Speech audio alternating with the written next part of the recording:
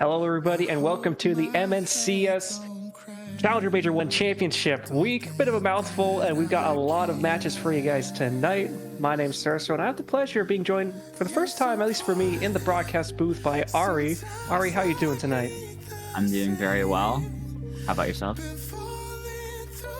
Doing pretty good. I had some computer issues throughout the week, but we've had them mostly sorted, still not entirely there, so we're not going to be in the lobby. I won't be able to, call out stats mid-game, so I'll have to leave that to you, Ari, but it's MNCS, it's finals week. I'm excited because we've got so many matches to play tonight. Yeah, for sure. This is going to be definitely a long night, looking to go towards that, at least for Central Time, towards that 9 p.m. mark, at ending it off. Especially if we get some Game 7s in these best of 7s, which I don't doubt will happen with these types of teams. Yeah, so, let's start talking about our matches. Our first one of the night is going to be a pretty interesting one. I don't think people expect necessarily one of these challengers to be here. So our first match, the winner's final, will be the Minneapolis Miracles and the Burnsville Inferno. And just looking at their standings, it is a first and second place team. Both of them are tied actually for their placements, but Burnsville just edging them out, I think, in game differential or something along that line. But having the first and second seed going against each other right away in the winners bracket is definitely going to be interesting, because having that one game advantage going into the grand finals is, as I can attest to, especially if it goes to that game 7, can be a huge help.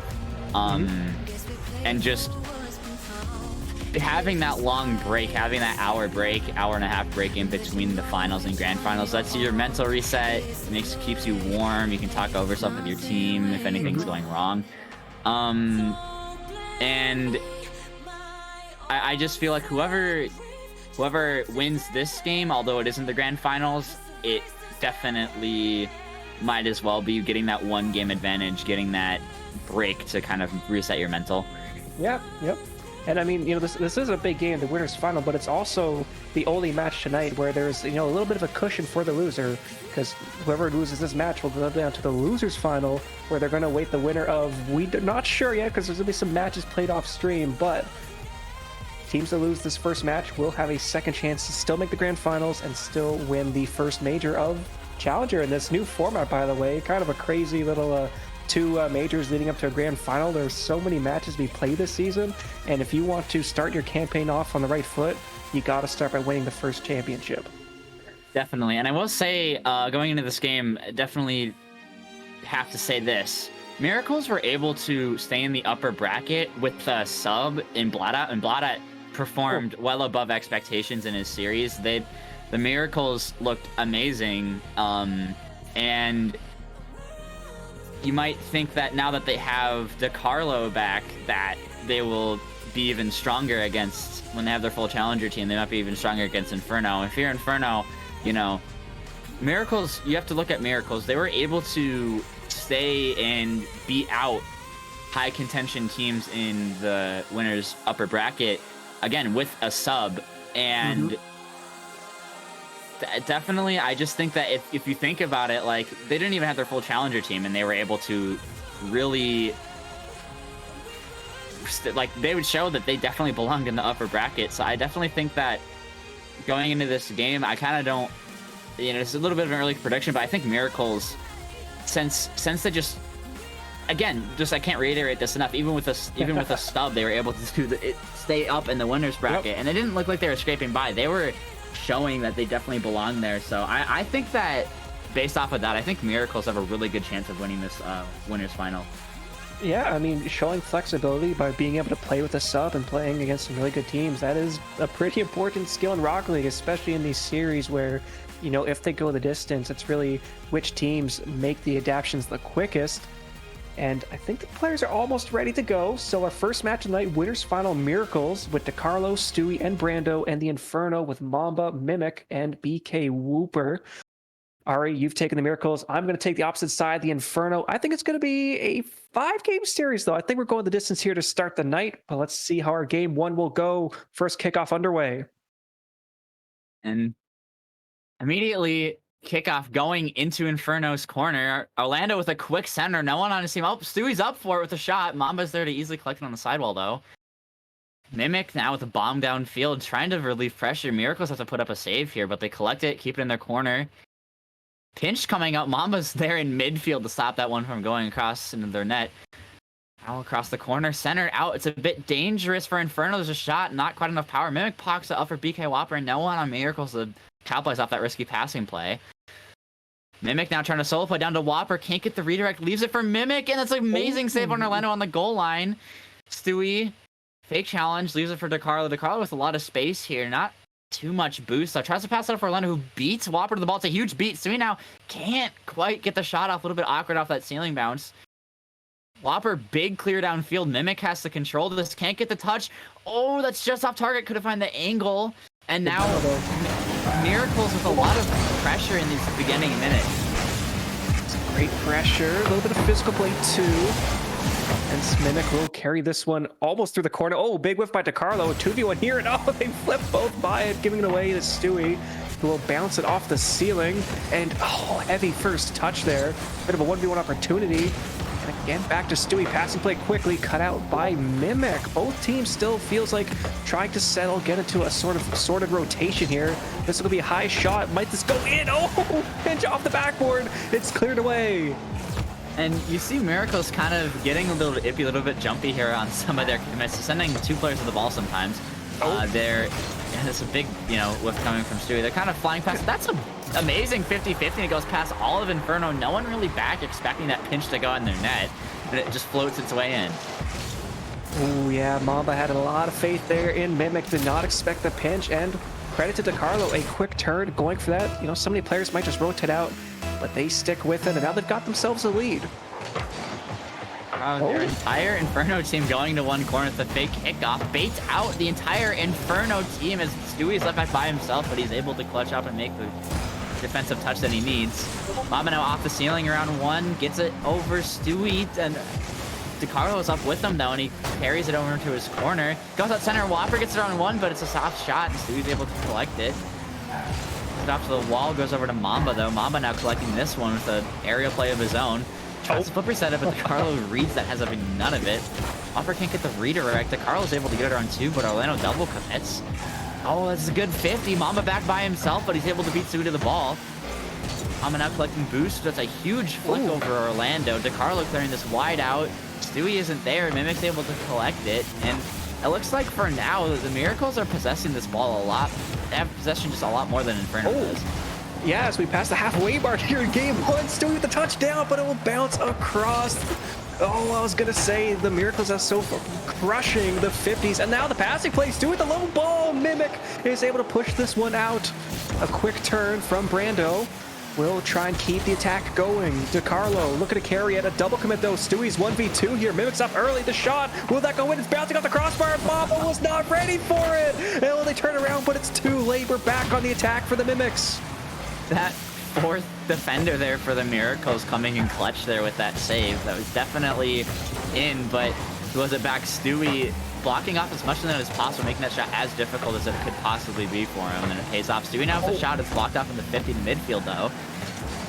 BK Whopper pops this up, but two Miracle players are ready for it. Stewie can't quite get the touch at the backward that he wanted. DeCarlo now getting beat to the ball. It's up in the midfield, but no one really having the boost to go up for it. Inferno kind of tripping over themselves here on the defensive line. Stewie to the corner, sidewall redirect not there. Orlando cannot get to the ball in time. Whopper now, quick counterattack redirect, and then that DeCarlo cannot get back in time. And that's a beautiful counterattack coming from Inferno. They've completed the comeback. Now they have themselves the lead as well. Nice little redirect to Carlo. Now it's just too quick for them to deal with. And with 74 seconds on the clock, they need to find one soon. And right now, in terms of the stats, the Inferno have more shots as a team, but Miracles are more spread out. Like each player on their team has two shots, one shot. They're a lot more, they're involving themselves as a team a lot more to the play versus Inferno kind of going, as you can see here, more so just quick 1-2 passing plays or high solo aerial plays. And you think maybe that team dynamic, if Miracles can stop these double commits from happening, which they're happening quite a lot, maybe they can take advantage of that more the team depth that they have versus Inferno. Never want to be double committing in these high pressure situations. As you see another double commit, Stewie to DeCarlo, a bit over aggressive there, and a 50 in the midfield. Another 50 in the midfield. We're heading towards the Miracle Net, and Stewie will just push this one off the backboard. Mimic extending that one. It's coming off quick. Brando again off the backboard, but no shots on net quite yet. Again off the backboard, but still not towards the net. And we are running out of time, or we'll be going to extracurriculars. In the corner Inferno now. can't get this up to their half though. Yeah, they're low boost, they're all awkward, but they're getting these hard clears that they need to stay alive, not get scored on with 0 seconds. The quick counterattack. Orlando sends that one to the ground, and we are going into overtime. Good time, game one. No better way to start a series, and it's going to go towards BK Whooper in the corner. Not able to get the ball though. And oh no, a miscue as well. The Infernals still have some attacking pressure. Giving away to Stewie. Pushes towards the opposing player. Oh, soft touch. Could have been a great shot. Dangerous across the goal line. Still in a terrible spot, and now collected and carried out. Stewie will fake it. Let it go. Man, oh, it was just wide. Couldn't quite get the angle with the boost that he had, but he almost put it through there. That's a huge demo coming out. Orlando with a quick spot. The Stewie can't get the read off the backboard. That's just inches away from going in the net. Orlando keeping it in though. Mamba all by himself. Air dribbles it around one, gets a huge 50 on the other. DeCarlo's an amazing pop up though. Stewie's up for it, pops it down, keeping it close. This is the corner, not hard enough to go out there. Orlando dives on it. DeCarlo's all back by himself.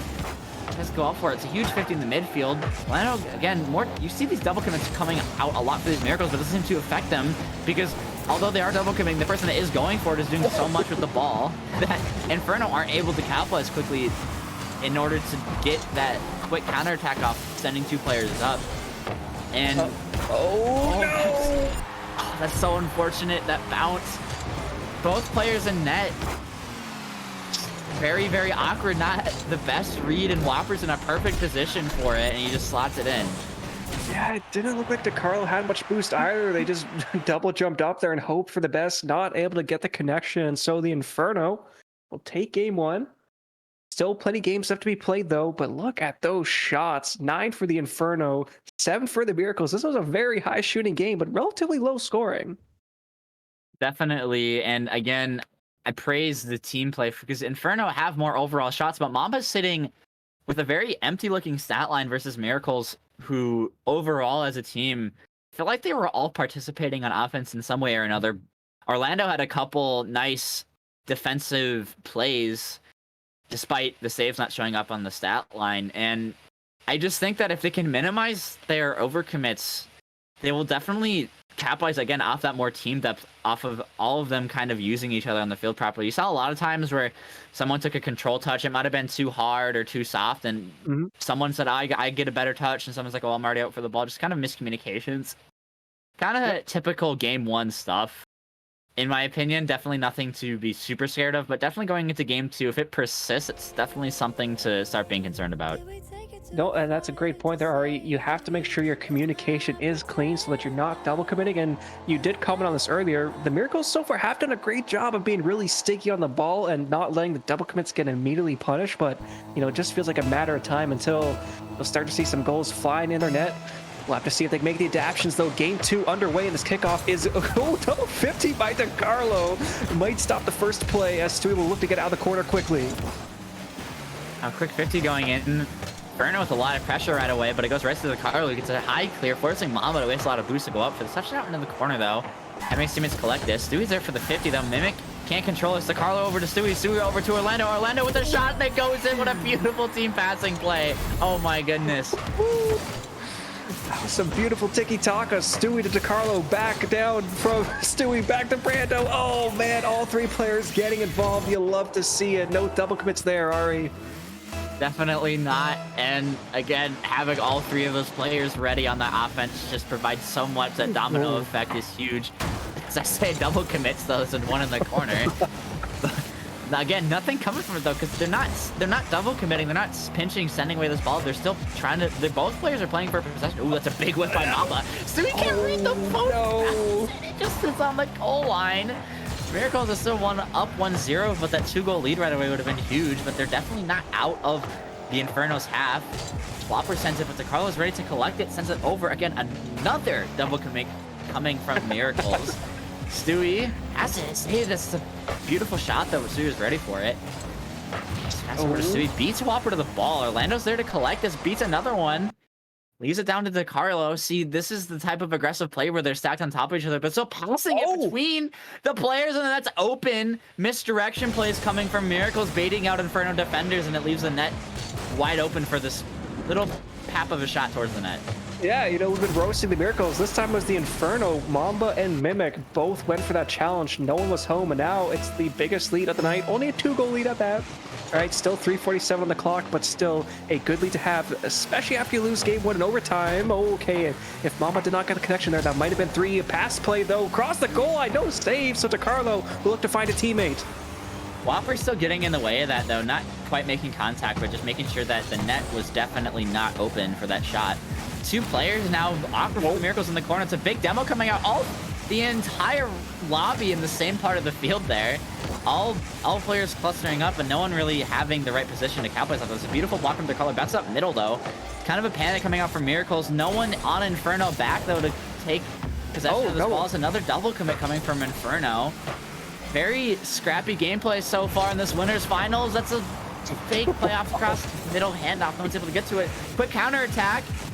Oh, but Whopper can't get the angle on it. Bounces off, leaves it for its teammate. No one up for it though. Mimic gets beat to the ball. Stewie now faking, leaving it for his teammate. It's a good 50. Back over to Stewie. And you see all of these Miracles players, when they're not double committing, they're using each other perfectly. They're faking it, leaving it for a person with a better 50. And it's just amazing team play. As I say that though, Inferno gets a pass. This is wild. Yeah, it's so scrappy. You see a lot of, it's a reset from Orlando. You see a lot of moments where they're using their teammates very well, and you see a lot of moments where they're also panicking and sending 2 players at the ball when they shouldn't be. That's a beautiful passing play coming out from the Miracles again. How many times am I gonna have to say that with the, as I say it, how many times am I gonna have to say the Miracles passing play? And again, it's just they're using all of their players so well. You can see it in the triple passing play earlier on in this game. You can see it again from the misdirection play in the corner to set up that open net. But it just, like, both teams are double committing now a lot, and it just feels like Miracles are using all 3 of their players a lot. That's a nice... Okay. It just feels like Miracles are using all 3 of their players a lot more than Inferno are in their offense and defense. Especially when it comes down to those 50s, you see Miracles not having a good 50, and instead of them trying to like force it through or dive or beat one, they just try to 50 it to a teammate, and it leaves them with so much control over the ball on defense. It lets them not panic as much, and it stops those double commits. Like I said, leaving the ball for a better positioned teammate. Although they aren't getting it quite consistently down as that double commit is in that open. Another double commit coming. Pass out the backboard. Stewie's there to collect it. Now Mimic all by himself here. Stewie gets a huge beat on the ball, but Mama's getting back in time. Okay, they must have been so low on boost. Finally getting it out. Will it go right back in, though? No, a double commit into the midfield. Mimic has an open net. They can get the shot off. It's on net. Brando back in time. A soft collection, and Stewie in the nick of time, clearing it away from Mimic. But they're not out of the woods yet. Ball centered, cleared by DeCarlo through the corner. It's on to Mimic. They're going to go high here off the ceiling. They've got the boost. They've used their flip early. It's going to bounce down towards the teammate. No, Stewie there quickly. With 33 seconds left, they just need to hold on a little longer, and the Miracles will tie up this series. A pinch. Now off the throw backboard to Carlo coming in and somehow getting the save. Is Mamba midair, but Stewie will try and save this one again. But Brando could not expect that one as this ball is coming back down to Mamba. Down into the corner, touched by Stewie. Collect. This is dangerous spot. Mimic with a whiff. Mamba with a turnaround flick. Brando just needs to keep this in front of him. And Mimic's rotating out. Huge whiff by DeCarlo, but it doesn't matter. The Miracles have done the work. They hold on to the 2-goal lead, and they will tie up this series. I was about to say that that dunk coming from Mimic, if he connected, would have been huge for Inferno to give them a goal to make it a tieable game, but Miracles held on, and they kept it on that Inferno half for a solid minute, not allowing them to break out of their own half. You look at the shots now, Miracles out shooting Inferno by almost by a decent margin. I'm not very good at quick maths here. You have to bear with me. 9-7. 9-7. 9-7, just barely out shooting them. And again, you see a lot more, especially if you look at the score overall. Miracles have a lot more, I just feel like, depth to their team. You always have someone, I feel like, who is leading in that leaderboard, but he doesn't, when you look at the stats and like, wow, Stewie had double the points of both of his teammates. Hey, look at Mamba. Look at, you know, we were calling out Mamba for not having any category or any stats, but they got 4 saves that game, 420 points. So, you know, they seem to step up here in game 2. It's just not at the same time as BK, Wooper, and Mimic. So, best of 7. Still lots of games to be played. Ari, still favoring the Miracles? I still am favoring the Miracles. The series is tied, but in terms of momentum, I mean, Miracles came off of an overtime loss, and then they completely shut down Inferno in game 2. Orlando with a nice defensive save here, and again, as I was, that's good pressure. Wow. Gets there in time. DeCarlo using the length of the Dominus to its very maximum there, just barely getting there to set save. And as I was saying, Miracles, you saw Stewie have double his teammates' points, but then when you're looking at the game, everyone was getting involved. It didn't really feel like anyone was really solo carrying the team or doing everything themselves. Versus Inferno, you see someone with 400, high 300 points, and then the other 2 players are following up with, like, you know, 100 something. It just feels like they need all 3 players to be firing at the same time and just kind of getting that chemical reaction. It's a huge double command. It's a wide open net. Orlando just taps it in, taking his time with it, and Miracles with an immediate 1-goal lead here. Yep.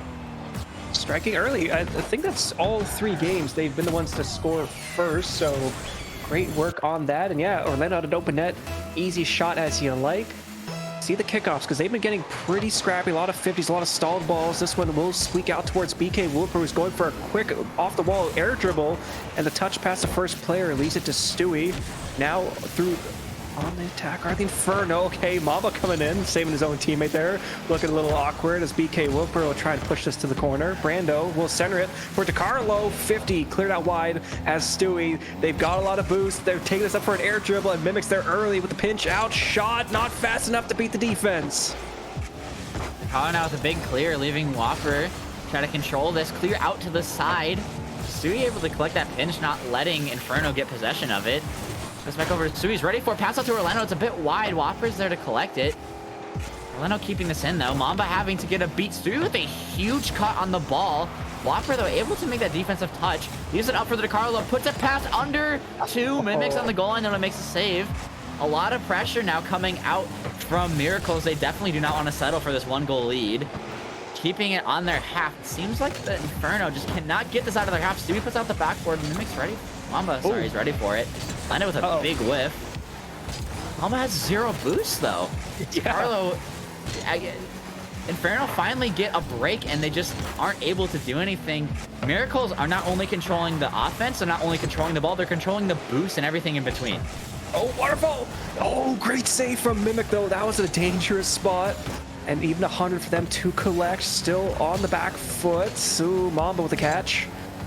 Beat by a backwards Fennec. 2 players from both teams in the corner, and the ball comes out towards the midfield. Oh, big swing and a miss. DeCarlo with the catch though. Down to Mamba.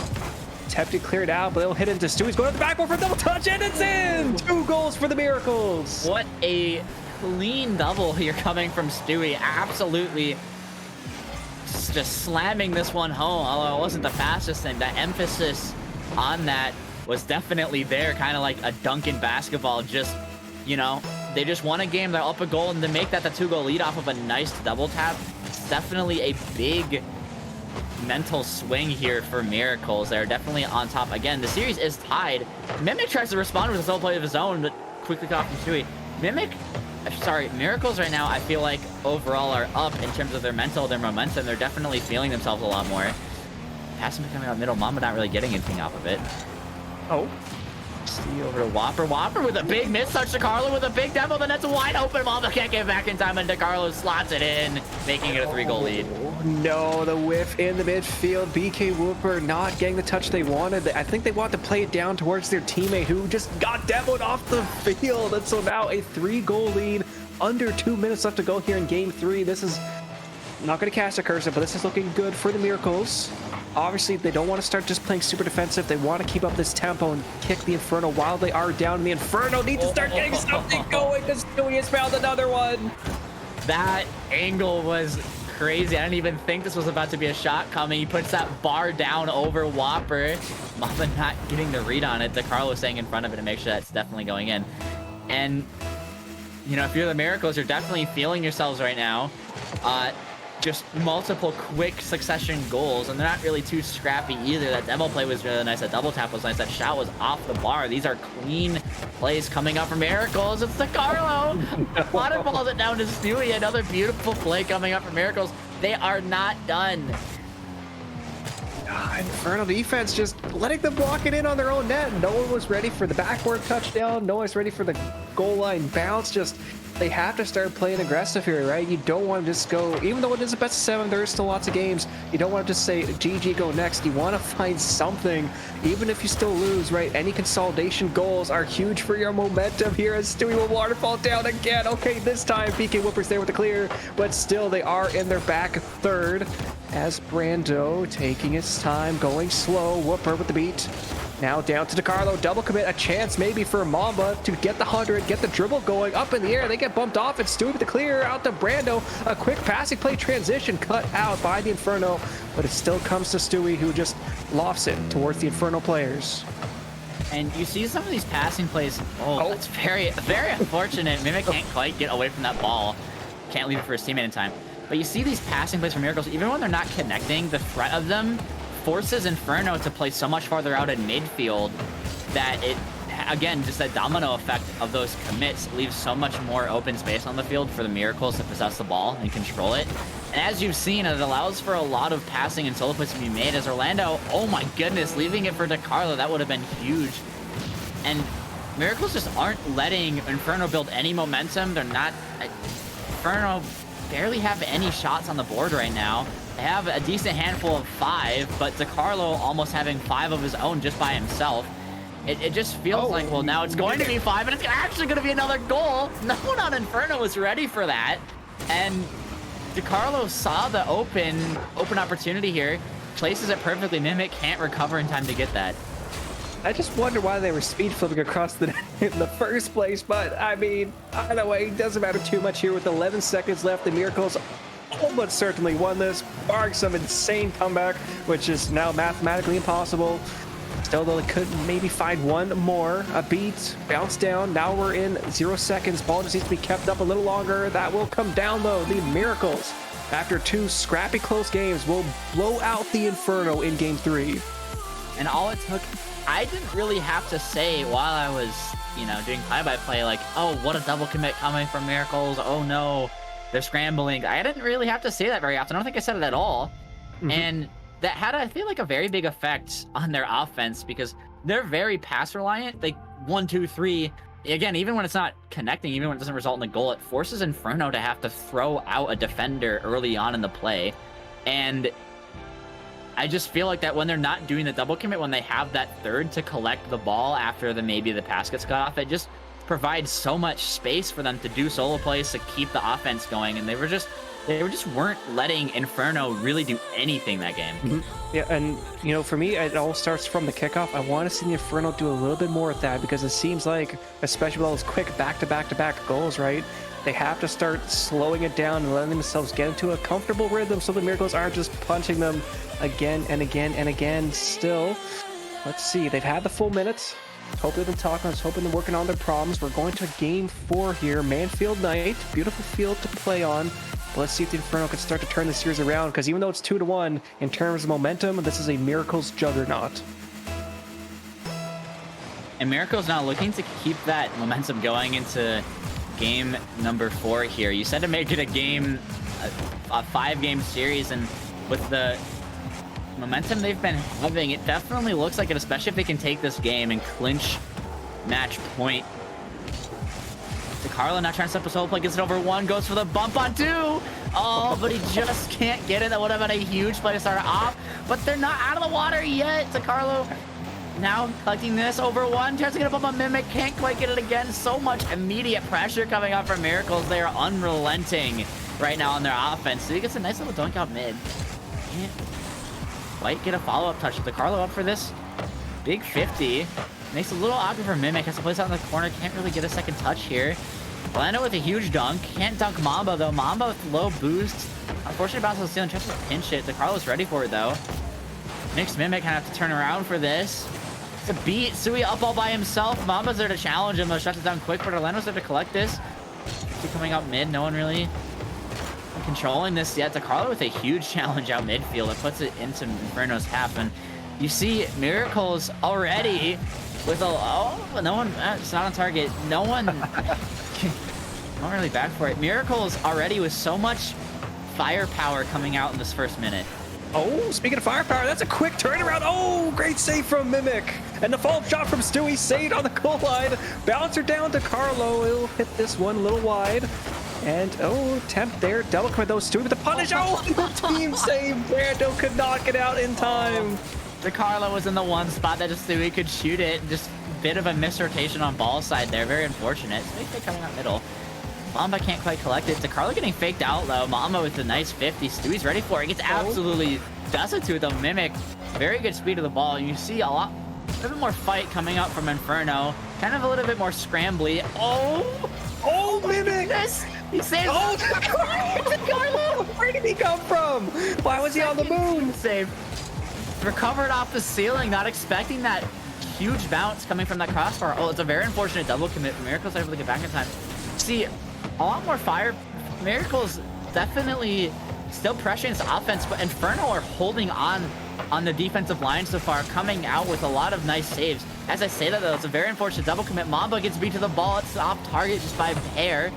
DeCarlo puts it out in middle. Stewie isn't there for it, though.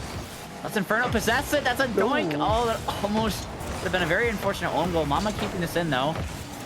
Leno with a good hit off backboard. So he's there for the 50. It pinches out. Mamba, thankfully, is back in time for it, though. Here's it out. Can't quite get a second touch. DeCarlo, not quite the pass that he wanted. Over to Mimic, who possesses a bit of a mistouch. Gets the wave dash over one, though. Stewie hits it over to the side. Leaves it for Orlando. Free jumps it. Whopper up high. Bit of a risky touch there, and DeCarlo's able to capitalize off of it. Mimic just barely getting back at him to save it. Zero boost. A little bit scary. Yep. Orlando now off to the sidewall. PK Whopper not having any of it. Clears it out wide, though. Leaves it for a lot of space for Miracles to do this. Mamba getting into Carlo's way, though. And I just feel like... Ooh. If you look at their touches, Miracles are getting a lot more follow-ups on their touches. They're getting a lot more two-touch plays. They're allowing their teammates to get a hand up in it after they touch it, versus it looks like Inferno are starting to panic a little bit, starting to feel less pressure. They're not possessing the ball as much as I feel like they should be. They're getting a little bit of a panic touch. It's a huge demo, but Mamba is luckily able to clear it out in time. Lest we forget, the clock has continued to tick down, right? No goals scored as almost 4 minutes of gameplay have gone by. Brando shot wide, Mimic getting out in time, so no own goal. Scrappy in the corner, DeCarlo with the pop out. Brando will try and connect, and the 50 is one out. Down to Stewie with a quick shot here. Mimic with another save off the goal, off the crossbar. That is so many great saves. Now DeCarlo needs to get one here. They do so. It's Mamba trying to get the bump out, and a tender will come down for Brando. Another shot, another save from Mimic. They've got so many this game. Stewie flying by it. It's a 3v2 for the Inferno for a little bit here, as Mimic will pass it towards the center, and Brando is able to get this out. And now a 3v1 the other way. BK Whooper, not the best touch in the center here, and the Miracle players were just rotating out. They're leaving the Inferno open for another counterattack. Their Inferno isn't capitalizing. They're not doing their downfield passing plays as much as I saw it in game 1.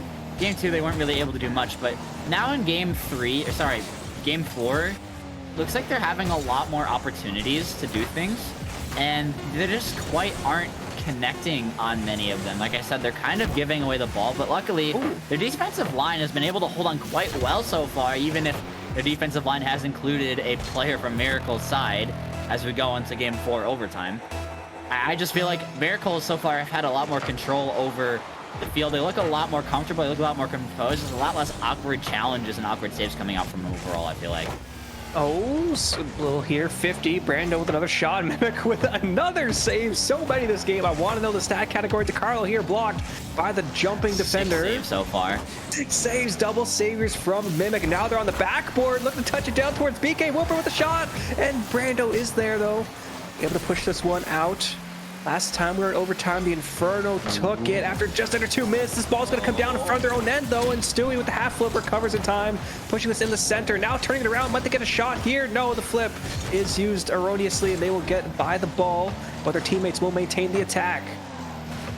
Mimic now trying to possess this. It's instant challenge by Orlando. DeCarlo can't quite get there. That's all 3 players up. Mama's in a very awkward situation. Luckily, flips out to his corner. That definitely spelled a game 4 win there if they didn't get that defensive touch. Luckily, they did, and now we continue to play on here. Minute into overtime. Mama with a huge whip his last man, but DeCarlo gets bumped, baiting out Mimic. The ball was just bouncing precariously in the midfield. No one really going for it. Off the crossbar. Orlando was there for it if it was in. So he with a nice air dribble off midfield. That was multiple times in a row where this game swung in the balance. Oh! Mimic shots just barely off target. No one in net if that was on. Carlo now chasing this down. Quite can't get the ball in time, but Whopper lets him possess it here. Carlo taking his time, passes it out middle. Mimic's there to read it.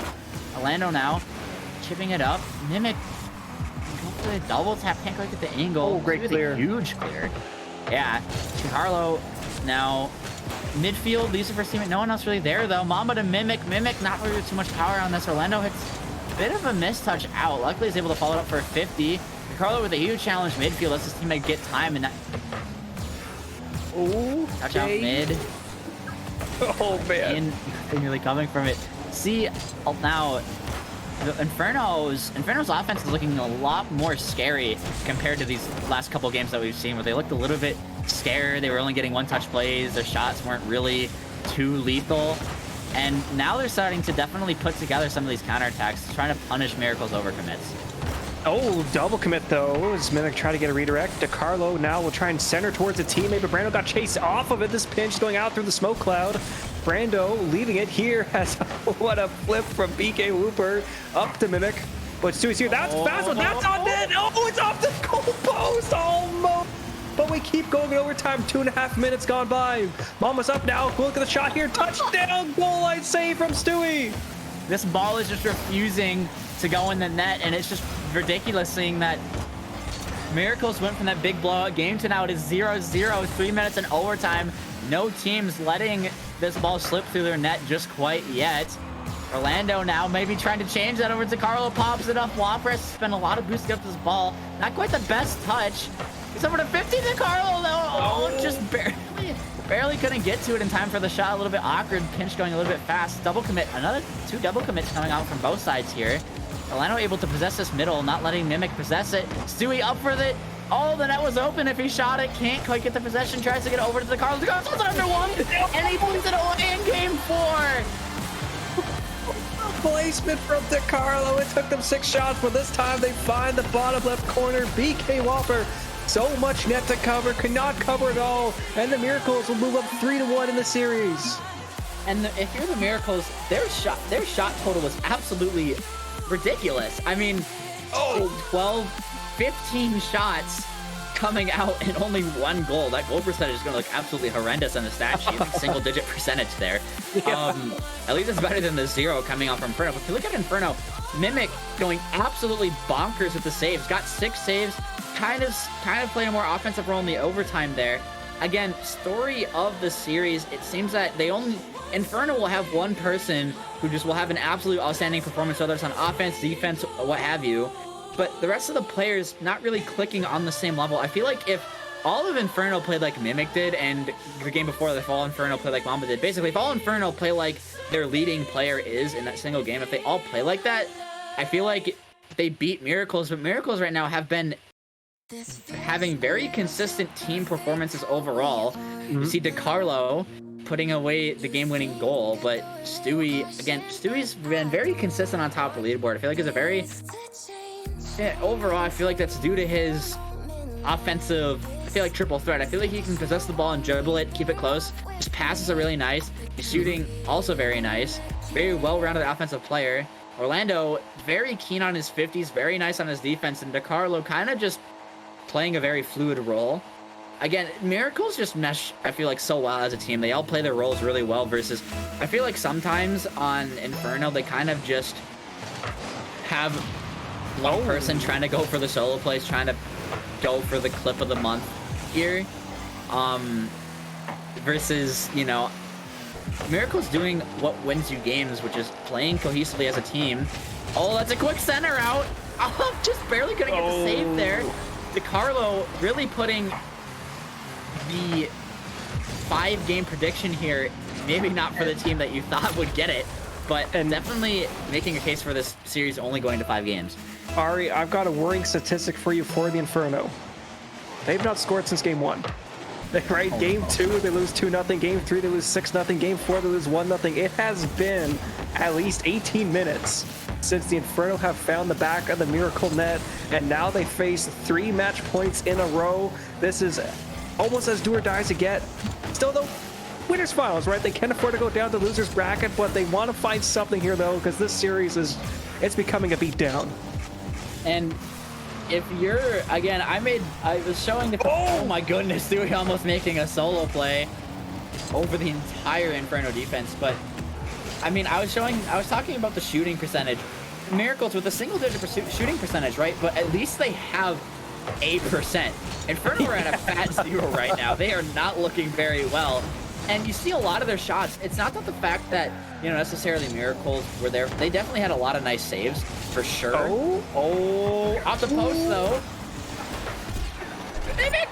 Oh, wait, that was an ult goal. Whopper casting, making it very prevalent that caster curse is definitely a thing. That I should be very aware of it. They take those. They take those. Yeah, they definitely take those. I mean, if you think about it, Inferno still technically haven't scored. That was a shot from the Miracle side that went in their own net, but still, the pressure from Mimic. Oh, okay. What? Whopper is making it very prevalent that I need to just shut up, because I said, oh, technically it wasn't an Inferno goal, and he said, no, what? This. Please keep going. I wanted. I thought they'd throw it, so please keep going, Ari. But yeah, this is weird. We just commented on 20 minutes, no goals, and now 2 quick ones, and they've got another kickoff here. Mamba though, almost making a 3-1 game. Not quite though, as the defense was back in time.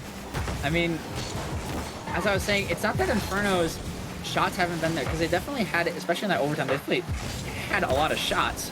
It's just that I feel like if you look at their shots, a lot of them are just very soft, not placed very well. Very easy for Miracles to get back in time to save it, versus I feel like if they just put a little bit more power behind some of them, they would have a lot more.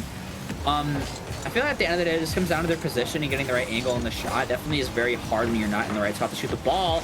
Makes it almost impossible. Orlando with an amazing goal line save, though. Definitely saying that Miracles aren't out of this. They are not willing to lose this game. Mimic with a quick cutoff. And signs of life definitely showing for Inferno here. Yep, 2 minutes here in the game 5. They have themselves a lead, but they do not have ball possession. It's on to Stewie. He's trying to get the carry here. Almost getting past the first defender. Still, though, in a bad bouncing spot. Brando with another bounce shot. Cleared out to Carlo. Will look to set themselves up. And, oh, no, they're just going to rotate out mid-air. Clear. Collected by Stewie, given away to Mimic, now pushed out the other way. This is turning into a game of tennis. No one really wants to hold on to the ball for too long here. Brandon flying by it. DeCarlo the bouncer across the goal line. The shots keep flying in, but they're just still wide. You see some of these kind of just in between a shot and the pass and not really doing well at either of them. But definitely Miracles showing that they are not out of this. They can definitely send this game into overtime, might even be able to win this here. But if you're Inferno, you're just trying to hold on to this lead in the remaining 2 minutes. But that's definitely a lot of time for Miracles to get a goal here. It's about, I think, double what they really need to get a nice offensive push. As I say that, Stewie out to Orlando. This could be it. Orlando back over. Mimics there to cut it off, though. 2 players going up is very risky. Not a good touch either. Whopper's there. Oh my goodness, what a beautiful 50 though. Mimic can't quite get the redirect. So that's the high backboard from Mamba. BK Whopper gets the bump, but the shot's just off target. As I was saying, some of these shots are just a little bit off. Whopper now with a hat trick in game 5, putting the scoring on his back, and definitely keeping Inferno in this series. Yeah, a 2-goal lead, dangerous one to be in, but the Miracles defense there, that was a massive overcommit from DeCarlo. You have to trust in your teammates there. You don't want to be zooming in for the back 100 when both your teammates are already in front of your screen. So a little dicey on the defensive rotations, like we kind of commented on in game 1. But you know, with how they've been playing so far in this series, they've got some time to resettle themselves and get back into it. This game's not over, but first they got to get the Inferno off their backboard as Mamba with a double demo. Didn't lead to any shots, but still, this pressure is building tremendously. And Miracles' offense isn't really looking the hottest right now, especially compared to even that overtime. They only scored once, but they had a lot of times where their solo plays look very dangerous. And you saw at the beginning, see with the air dribble. Other than that, they haven't really had a lot going for them so far. As I say that, Orlando puts a shot up, but Whopper's there for the save. DeCarlo for the rebound over to Stewie. Stewie with the shot. Oh my goodness, Orlando clearing out 2 players on the Inferno's goal line. And now it's a 1-goal game with 40 seconds left to play. Oh man, the camera caught that from the best angle. It looked like Mamba had the save and just flying off to the corner. Great goal and physical play. 35 seconds left, 1-goal deficit within reach for the Miracles. They've got the kickoff. DeCarlo, though, will give this one away, or will he? Brando will actually get a shot off Mimic with the soft catch out, and the 50 will push us back towards Brando. Whopper kind of a big bail at 50. Miracles at any more time, they're able to collect themselves and get a shot off on a very awkward-looking Inferno defense. 15 seconds left, though. Stewie can't quite get the 50, and that might be it. Although there definitely is still time left. Looking, oh, Mamba ices up game 5. And now we will head over to game 6. Kind of preemptively wrapping this up. Definitely quick kickoff goals could come out from Miracles. I just don't see it happening, especially considering 2 of Inferno's goals have been off kickoffs so far. So Miracles will have to try some very weird, weird kickoff strategies. As I say that, that pass was there if they wanted to put the faith in to go for it, but not quite. And yeah, we go into game 6 here. Inferno making a statement game, showing that they are not out of this, that they are not going to go out easy here. And, you know, with your Miracles, it started to look like more like game 1 for them, where their double commits are kind of leaving them in awkward situations. Not quite what you want to see from them, but, you know, definitely something they can take into game 6. I feel like they can recuperate. It did work. I mean, in terms of shots, I believe it was even, actually, yeah, 8-8. So they shot for shot with the Inferno. It's just the Inferno had players back to make saves, and the Miracles defense, frankly, was, I think, the spot it's been all night, Ari, right? We saw that triple commit in the corner on the 3rd goal. Like, you just can't do that. A lot of it was just those kickoff goals where you had people kind of rotating out and rotating, and at the same time, no one really closing in that midfield. They get out as kickoffs, they get out as awkward, you know, it's a bit of a scramble, but you just need someone to close in that midfield distance, giving them the entire half of the field to put up a shot, especially when it's just a 1v2 or everyone scenario. Just definitely this is very suboptimal. And, you know, kickoff goals and 3s are very kind of annoying and kind of also a little bit lucky, especially with the way that the ball pinches and what people do and don't do on kickoffs and how they race it up. But if you're Miracles at the same point, like, I feel like they definitely have a lot of nice goal line saves, and a lot of their solo offense plays have been nice, but there was a lot of moments where there was just very questionable commits coming from them, especially on, like you said, they were playing tennis most of that game. They weren't possessing the ball like they used to, and Inferno are definitely winning that game of tennis right now. Well, let's see what Miracles can do here in game. Oh my goodness. It's a beautiful pass, but even better save. As I say, let's see what Miracles can do here in game number 6. Another beautiful save coming up for Orlando. Stewie now leaving this for DeCarlo. Bit of an awkward floater out middle. Your Mimic with the beat. Tries to leave for his teammate, but can't. Stewie now with the stays behind the ball. Leaves it for Orlando. Mimic can't quite get the touch he wants. Orlando gets beat to the ball, though. Stewie having to play by himself here on defense for a little bit. Gets a good 50. Whopper with nice possessions. Orlando not having any of it, though. Orlando out middle, DeCarlo over to Stewie. Stewie can't quite get the touch, fakes it, but Whopper is there for the 50. Mamba's there for the follow-up, but Stewie wins it. Over to DeCarlo. Mimic gets a beat, though. Orlando's awkward. Stewie gets back just in the nick of time. Saves it backward on the goal line. Whopper now with a very awkward touch. Uses for Mimic, not the best. Puts it over to Mamba, though. It's all 3 players used for Inferno's side. Orlando's a bit of an awkward spot. Can't quite get to this ball. Leaves it for DeCarlo. DeCarlo with a good pinch. Whopper. 50 out. Mimic. It's so awkward. So awkward as Mimic with the turnaround and the catch. Mimic luckily able to possess it, though. Oh, Is that open? no. It's open. Oh gosh. Okay. Well, I Ari. leave you off there. It's a little bit of an awkward spot. But, Oh no. oh man, that was just. I can't even see what happened on the replay there. That was just such a weird series of events that left that net open. Just a lot of weird 50s, a lot of weird bounces. What I think it came down to was just multiple Inferno players being bunched up on the same spot of the field, which has been a common theme in this series. I think on both sides have made that mistake of kind of not trusting their teammates. But, I mean, you really gotta, especially in this higher league, this challenge, it really can't be a consistent problem as Mamba slots one behind the Miracles defender as they definitely stay in contention here in game number 6. Great redirect from the corner. Mimic knew Mamba was up there, and they set it to them perfectly. That was like as best as pass as you can get. Another kickoff play, another hard pinch out towards the sidewall. And oh, that's a bit of a heavy first touch. I want to make sure you're doing a little bit more of that when you have possession, as the Inferno are going the other way. Mimic getting it past Brando. Now trying to get it past Stewie, hitting down from the ceiling. Oh, almost good for the Miracle players. Mama's got the beat, but the ball's in the corner. A quick turn for BK Whopper. Shot, bouncer off the crossbar. That was some insane placement. That is basically unsavable at that point. The only way to save this is if you clear it out early with the 50.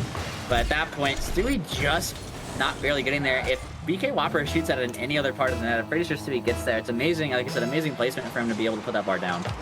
Oh, is this a kickoff? This will go the way of the Miracles. Stewie trying to get something here. They just give it away to BK Whopper. Save from Brando, barely. Another shot saved by DeCarlo. This time it's the Miracles on the back foot. The Inferno just reining them in here. A double commit. Ball still in their corner. Center trying to come through. Brando will push this out. And with the players they are on the Inferno, collecting boost, trying to get back into an attacking pattern. Stewie on the backboard with the clear into the corner. And the Miracles, they must be running low on boost here. They've been on their own corner since kickoff here. Finally cleared out from DeCarlo. Brandon now with the shot. Bit of a light touch on it though. Can't quite get it past anyone with it, not fooling anyone. And DeCarlo now fake. Mamba's there to collect it though. Gets it over Stewie. Orlando now on the back foot. Whopper with the dunk. And Mamba puts it past both defenders. And Inferno are up 2 goals again in game number 6.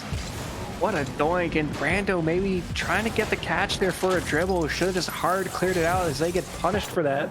And as we pass the 2-minute remaining mark, it's another 3-1 lead for the Inferno. And if you are the Inferno right now, you are definitely happy that you were able to come back, especially that overtime loss. I feel like that would have been a very hard mental comeback to come through there, but they definitely made it, and they're definitely showing that not only did they win game 5, but they're winning game 6 right now with a 2-goal lead with a minute and a half left. Time running out for Miracles. They need a goal, and they need it soon in order to make this a close game. Solano given time on the ball, gets it past one. Mamba 50ing his own teammate. DeCarlo trying to beat Mamba. Just to get 50 though. Stu a little bit awkward, has to play this out to his teammate. Mimics there to cut it off though. It just seems like Inferno are anticipating a lot more of Miracles' clears and passes. More versus before they were kind of scrambling, they double committed, they'd give him too much space. As I say that, DeCarlo trying to beat Whopper, that would have been amazing if he did. 50 though. Stewie out with a hard clear, tries to slot it, and it's a block. Oh, that was posted in. Whopper not expecting it at all. Neither was I. I thought that was off. Yeah. So the entire Inferno defense here. Yeah, well, I mean, the director's cam did not look like that was going in. Stewie, the marksman, again bringing it within 1. They did this last time, except in response, the Inferno scored a 4th one. Oh, delayed kickoff attempt here. Will get went out by the Inferno. Now it's Mamba here with a shot here. Too fast for Stewie. Oh, they're able to get there from the goal line, scooping it out before it went too far in. Not off their own corner yet, though. Brando finally pushing this one out, but it's back in. Now back out. Now back in. Oh, this ball just does not want to get cleared into the Inferno end. And with less than 40 seconds left to go here, the Miracles will find a chance to attack here. It's a fake Mimic save. Mimic just barely able to get back to that in time. If he's any farther out of net, that might be a goal. Mimic again with another big save. And Miracles need to keep this in the Inferno half if they want a chance of tying this game up. So blocked by Mamba, just barely can't get there. Orlando Pinches off to the side while Mimic's up for it. Miracles are giving him space, though. Bounce down to himself. Can't get the 50.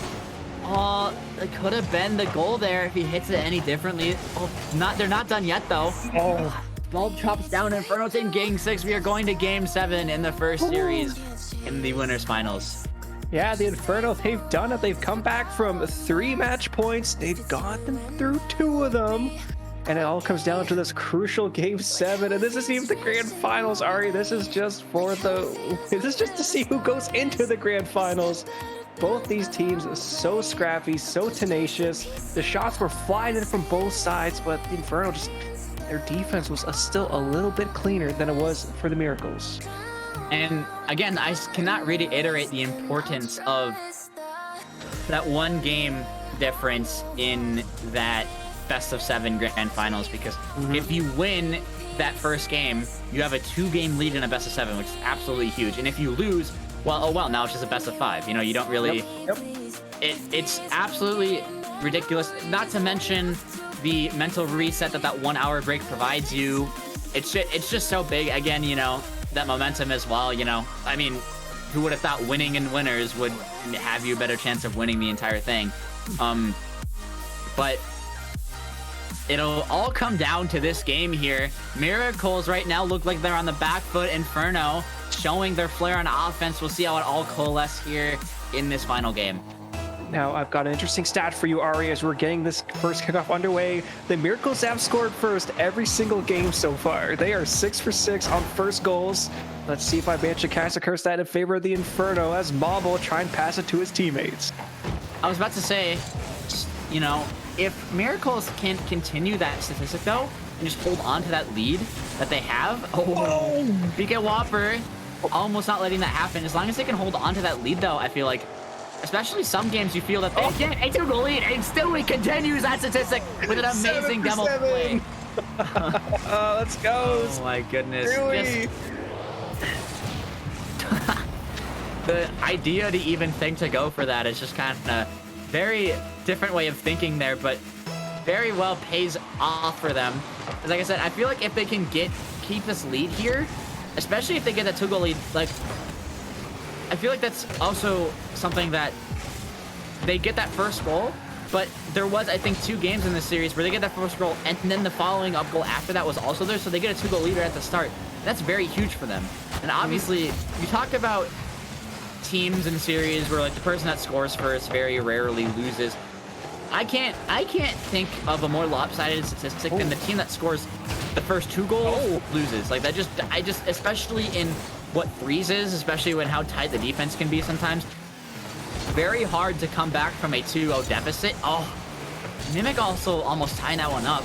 Just can't quite make contact with the ball. Just coming back from that 2-0 deficit just is so tough. Again, especially in threes when the defense is so solid. As we're talking about solid defense, so you have the save. Great save here. Another one required from his team. Okay, that's read by Mama, though. Another clear attempt out. Mimic keeping this one in. Oh, a bit of a team bump, but it's actually caught here. Another challenge. The Inferno don't want this to get too far away from them. Brandon look for a redirect down, and it's in. There we go, Ari. The 2-goal lead for the Miracles. Yeah, talking about it. Orlando doing this one in style with a nice redirect down. Top right corner there over Mimic. What a beautiful passing play to find that Miracle player upfield there off of the challenge. And Miracles are up 2-0. And Inferno now, they just can't let this one slip away. They cannot let this game 7. They have to put up a response here, and they have to do it quick. 2 goals is definitely very hard. Again, what I said, very hard to come by in threes. Oh, doink. Oh, what a doink from Stewie. Okay, that's going to bounce high. Leaving it for Mimic, though. Let's see what they can do here. Dribble attempt read out by Orlando. Caught by Mamba on the follow-up. Another challenge here from DeCarlo. This ball's in a great spot. Stewie will wait in lurking position. Losing the 50, though, still maintaining pressure. And yeah, Ari, when you have a 2-goal lead, all you need to do is play defense, right? Just keep running the clock down, and you will take this series. Challenge smartly. Don't send too many players at the ball. You don't really have to go for any more risky upfield passing plays. You can just kind of keep the ball close. As I say that, so you bomb that downfield. You can just keep the ball close, take good 50s, and play off of that. And as I say it plays out perfectly. But yeah, I mean, if you can do that, almost every time you have possession of the ball. Definitely work out though. Mamba! Oh, what a beautiful save from DeCarlo. That makes it very tough for Inferno now to try to stay in this game 7. Orlando gets another touch past Mamba. Mamba kind of getting that boost though. DeCarlo giving free range on this. Off the ceiling to himself, takes another possession touch. Mimic gets in the way though. And now it's on the Inferno half with 2 minutes left to play, and they need 2 goals to even tie this game up to go into overtime, let alone win it. Now keeping this in field, tries to pass on to his teammate. No one back though! Oh my goodness, Stewie touching the demo and getting the save. Absolutely ridiculous. Oh, as I say that though, a big whiff. Nothing really comes from it. Okay, Stewie though is doing so much work here. Now with an open net here, pushing this one off the backboard. Can a teammate come in for the finish? It's Orlando with a soft bounce shot. Oh, that could have been 3. It stays for 2. 90 seconds left to go here. A little over that. It's getting messy in the corner. Team bump into the hit. As Orlando keeping this one in the corner. Mimic getting it past the first player. Mamba now passing it back to Mimic, who's trying to get the dribble clear. It's going to go fast across the net. No one able to put this one away. Still, the Inferno are running out of time to come back in this game and come back in this series. Just having that 2-game cushion is absolutely huge. Oh, Stewie! how do you keep that out of the net? That was halfway in. That was a beautiful pinch out pass that was placed absolutely perfectly. You can't ask for a better shot. And Stewie just still somehow finds a way to deny it. BK Whopper can't get the angle. It's over to Mamba. The Mamba puts it in. And they get a goal. They are not out of this, but only less than a minute left to try to get a second goal. Oh my Lana, Stewie is doing so much work this game, but credit to the Inferno. They've clawed back the deficit to just 1, and these kickoffs have looked dangerous so far. It does go towards the Inferno players. It's Mimic. They've got the 100. They've got the dribble, but it gets pinched back towards their own end. And Inferno now with an offensive attack mounting. Mimic can't get the beat. DeCarlo's there though. This is a huge clear for Miracle, trying to set up camp on the Inferno half. Control the midfield here. Stewie puts it in the corner, stays close for a nice bait on the 50. Orlando keeping it in their corner. Suffocating Inferno here. Maybe extinguishing the flame in game 7, not letting them burst out in the midfield. And they say that it over the entire team, and they force overtime in game 7. Oh man, the little whip around Mamba did before carrying it through. I think it threw off Stewie there. When they turned around, Mamba started accelerating, and now with 12 seconds left, it's a tied game 7. This kickoff is the most crucial one of the night so far. It's won out by DeCarlo in the corner. Can they get the shot here? It's blocked by Mamba. Now it's up to BK Whopper coming down towards Mimic. Oh, and they're gonna go off the ceiling for a shot here, but the ball is getting away from them as they try and get the pass. The clear from DeCarlo. Overtime, game 7. Ari. Oh boy, I'm excited for this one. As I was talking about that 2-0 lead, you know, Inferno showed that they are not out of it. They're not going to let that deter them. Orlando with the beat over to Stewie. Stewie with the shot. Mamba's there with the save, though. DeCarlo now collecting this with a quick counter, maybe. Mimic over to mid with DeCarlo with a huge possession touch out to the corner. Whopper not having any of it, though. DeCarlo now with a touch out to the wall. Bit wide. Mamba there to collect it off the side wall. Mimic with the shot. It's a bit high. DeCarlo with a huge clear. Whopper's there for the collection touch. Mimic's on the side wall. Puts it out middle. Oh my goodness. Inferno winning game 7 overtime. And they complete the comeback from being down 3-1 after game 4. They win 3 straight and take this series in overtime, game 7. Oh my gosh, credit first and foremost to their mental, Ari. They had to have iron-bound wills to stay in this series. Miracles are out of the lobby quick. That is definitely a rough time to be on the receiving end of that, especially when you're up 2-0 in game 7. That's just so unfortunate. Man, that's gotta sting, but maybe they can try to use that momentum here in their lower bracket. They definitely still have a break here to mentally regain from that loss. They definitely have enough time, I feel like, to recuperate and go into the losers finals and try to win that, to try to rematch this Inferno team, which I feel like they had the series in their grasp. They kind of let it slip again, especially in that game 7. But to be fair, Inferno's defense was just like, when they got going, they got going. The solo plays were there, the passing plays were there. It was just about, like I said, getting all 3 players on the same page and getting all cinders firing at the same time for them. And for Miracles, I just felt like there was a lot of times where I feel like there was just a lot of very questionable double commits that I feel like just shouldn't have happened. And overall, what could have been as well, they had a chance to make it a 3-goal lead, and that shot was just barely off. It's just like the very small things for Miracles, like the team play was there, their defense was there. It's a lot of times where they were caught overcommitting or overextending or double committing or just barely not finishing off the plan. I feel like that at the end of the day, that's what won them the series. And Inferno wasn't a best of 7 reverse sweep, but they did best of the 5 reverse sweep as the series was tied 1-1 before Miracles took it to match point. And Ari, I've got 3 things to say before I throw it to a quick break. 1, the Miracles scored every game first, and still the Inferno take it back. 2, the Inferno went 20 minutes without scoring a single goal, and they close out the series.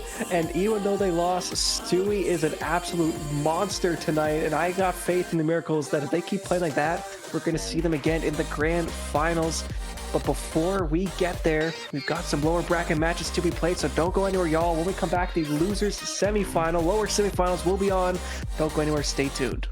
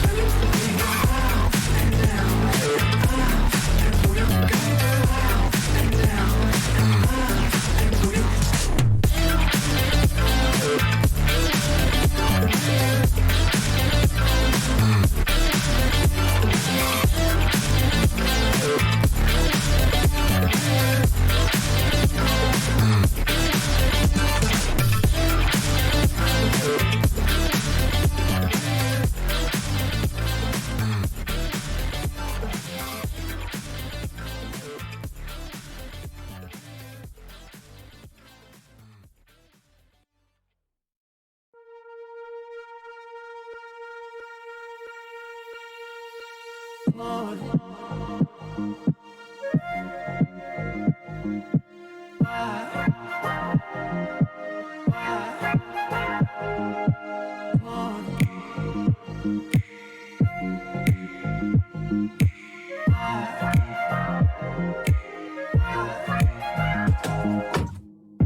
carried you home, taking all the weight off your shoulders. Now we're long gone, falling into 1 year older. It's funny how our love began when I was sober. Now I stumble in a room where nobody else cares. Now I'm in two minds thinking about you. I'm in two minds thinking whether I'm too kind to give you all of my truth. I'm in two minds thinking. Now I'm in two minds thinking about you. I'm in two minds thinking whether I'm too kind to give you all of my truth. I'm in two minds thinking.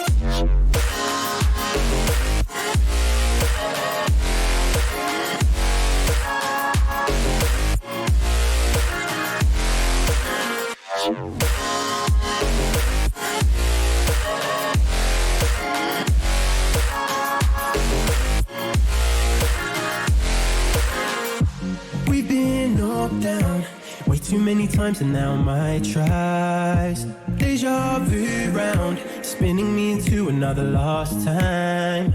Tell me where this road will end before I drive over the edge. Give me one break to recover myself, because I can't bear. Now I'm in two minds thinking about you. I'm in two minds thinking whether I'm too kind to give you all of my truth. I'm in two minds thinking. Now I'm in two minds thinking about you. I'm in two minds thinking whether I'm too kind to give you all of my truth. I'm in two minds thinking.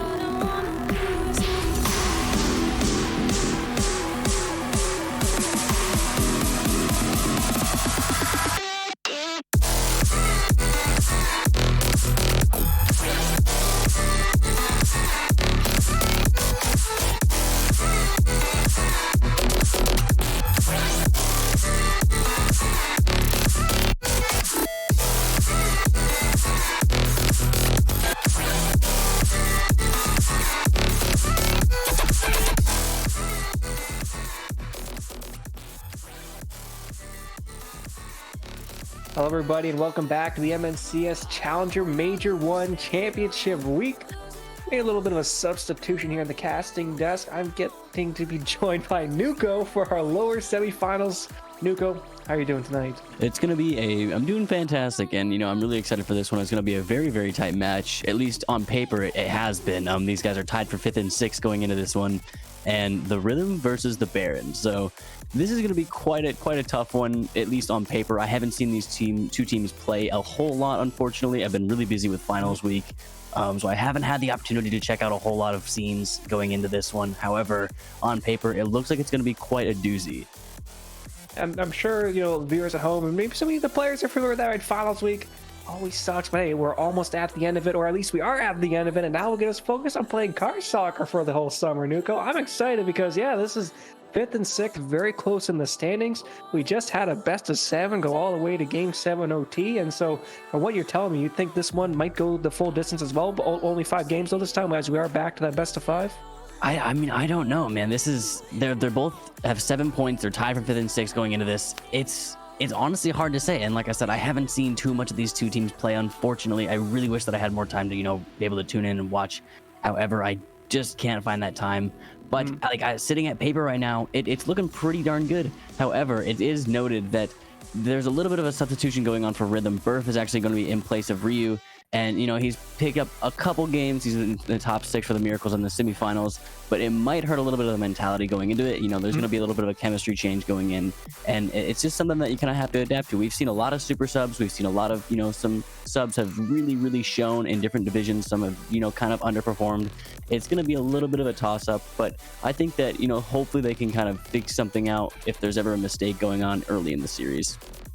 Yeah, I mean, they won their last series, right? They just took down the Lumberjacks. Was it 3-2? I need to double check. The Barons, the Rhythm took down the Flyers 3-2, and then the Barons took down the Lumberjacks 3-1. So both these teams, right, coming off a win, coming in a little hot here. We'll have to see if they can continue their campaigns, right? This is the lower finals. There is no more. You cannot afford to drop any more series. You got to win. And let's see who will win our first kickoff and get our first goal as we're underway.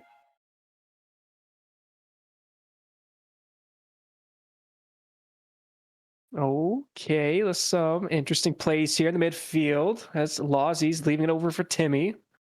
Now pushing this into the corner. Renbo will try and get a clear through. Kept back in. So far, no team taking dominance. Something that I really, really enjoy about going in and, casting a whole lot of MNCS gameplay is it doesn't matter which division you're in. It's almost going to be every single division has just a high level of skill, and there's so much chemistry going on. I don't ever think I ever see any teams double commit. Oh, with the exception of right there, that might actually be a little bit of a problem going into this one here.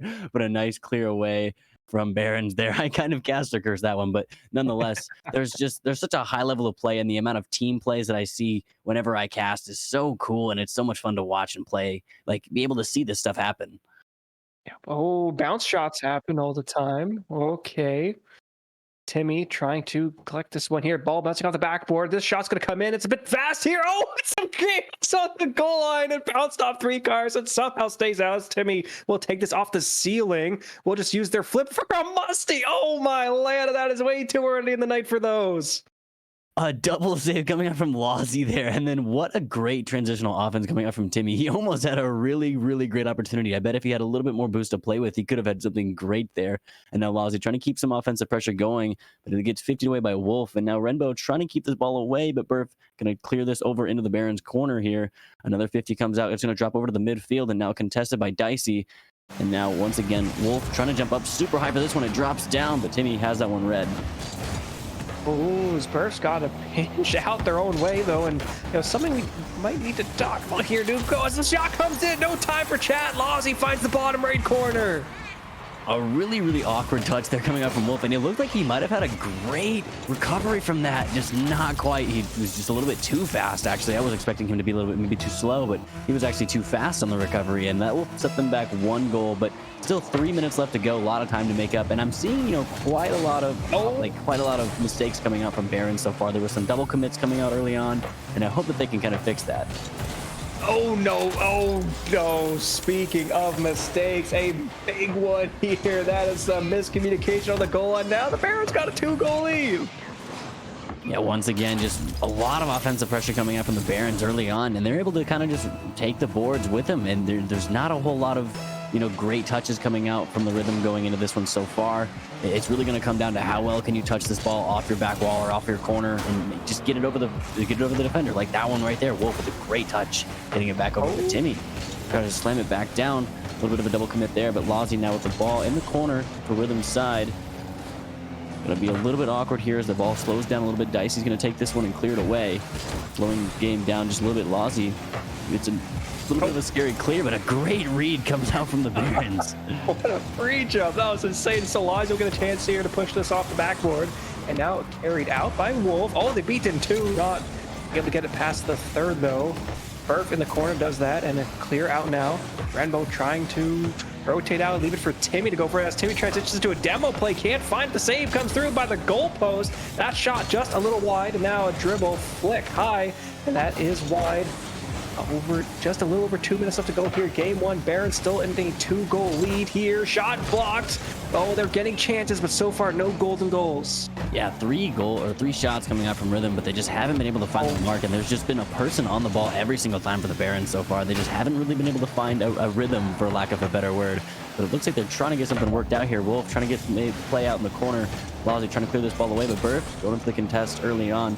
Lozzy slowing the game down. He's on 0 boost. Tries to go for the 50 on Burf. He kind of wins it there, but now Dicey can take this ball, and now it's going to be cleared away by Renbo. They've had really great outlet passes going on defensive here.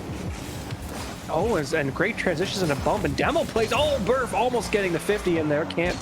Oh, actually does find it now. And ooh, clear still center. Dicey pushing it a little wider. Not in the best spot for the attacking players to find a shot on net as Lozzy will try and center it down. Oh, bit of a misflip here. Looking for the Rhythm to go on the counter attack. Wolf will put this off the backboard. And Burf in the corner will go for a pinch play. As a soft clear comes through, Dicey up to Wolf. Wolf with auto boost to work with. He glided past one, glided past two. Dicey got an open net. It's a Wolf game. Wow, what great mechanical skill coming out from Wolf. I really thought that was going to be maybe just a little bit awkward for him, and he manages to just straddle that ball all the way to the back wall. 54 seconds left. Wolf with a heroic play, cutting the deficit in half. And oh, the Rhythm, they've won the kickoff, so this will be another chance here. Look, it bounces one past two. All 2 defenders gone by that one. Dicey's got a second one. It's a tied game. This has been great transition offense for these guys. They've really had great looks, and another double commit comes out between the Barons there. That's just something that they're going to have to work on. Timmy, that's just a little bit too fast of a ball to be able to read that in time. I mean, that's a hard ask. But I mean, now they're just kind of in a sticky situation where they're, sending 2 people for the ball. We saw some, a little bit of a scary situation from time to time with the Barons on defense, but it looks like they've had great offensive pressure. Timmy kind of just taking that one for free. Man, they came back in the 2 back-to-back goals and then just off kickoff, get punched in the face. Now again, the Barons with another lead. Let's see if they can hold on to it this time. Kickoffs are crucial at this point in the game. And let's see which way we'll go. Dicey up against Renbo. Renbo wins it, so Wolf will look to go off the sidewall here for an air triple play. They flow right by it, though, so Burf puts it in the corner. No teammates there to read it. And a chance for the Barons to counterattack. Cut out by Dicey. Will go for a shot. No, bounce out the backward. Wolf comes flying in. They tie it again. Wow, this has been so back and forth the last minute of the game. It's like, it's still such a toss-up. I mean, both teams are making such minor mistakes on defense, and it's costing goals left and right. And it really just comes down to very, very little things like the kickoff, or, making sure that 2 people aren't going for the same ball, or whether it's boost consumption, I'm not really sure. But it's so minor mistakes that are causing goals so far. And with 20 seconds left, it looks like Rhythm has a lot of work to do here on the offense. They go for a shot. It might be free, but a nice save comes up from Lozzy. Back in time, but still Burf with a lot of boost and the ball possession here. The flip, can't use it. Lozzy with the clear out. 4 seconds left here. We might be going to another game 1 overtime. A bouncer towards the Barons backboard, brought down. Overtime, game 1, second time of the night. Nuko, this night is delivering. It's going to be a very long night at this rate, but it looks like Barons trying to make something work on offense here, but a nice kick away by Dicey, and Lozzy's going to have to kick that one into the corner. Wolf following this one up super early, trying to get a pass out to mid, hopefully here. It looks like he does, but a nice read on Timmy there. Going to clear it back over to Rhythm's side. Oh, it's Dicey Duda, not the best touch here. Player comes flying in, shot will be wide, and what a crazy angle from Timmy, attempting to sneak one through there. Burf with another save. Okay, right out of the gate, the Barons attacking with force. A demo now. Timmy will try and collect it off their own backward, but this is so awkward. All 3 players are just in the same spot. Dicey Duda bouncing it off of a Barons player, and the clear does come through. Rembo with a really nice outlook look there, and not quite. Wolf playing a deep third, manages to get back in time and get the nice save. Timmy gonna jump up for that one early, but not quite get a great touch on that. Lozy also a little bit awkward. Gonna pass it over to Rembo in the corner, and he gets a nice clear over one with Burf.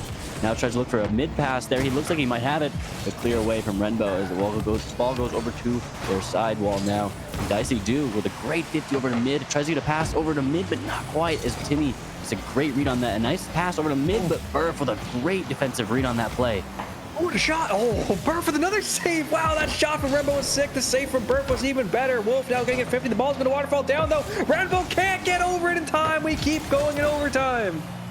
1:30 in, and it has been only game one. This is going to be a very, very long series at this rate. And it looks like Rembo tries to go for that one, but not quite, as he's cleared away by Burf. Timmy going for a shot, but it's going to shoot just a little bit too high. Dicey reading that, going to play a little bit safer there on Lozy with a 50 there. Wolf going to go for this one early on, but has no boost and gets beat out by Rembo. Now popping high, he gets bumped away. Timmy has an opportunity here. He goes for the shot and it's in. Physical play, the deal breaker here. Great awareness from Rembo. They knew if they sent Burf to the moon, Timmy will find the back of the net.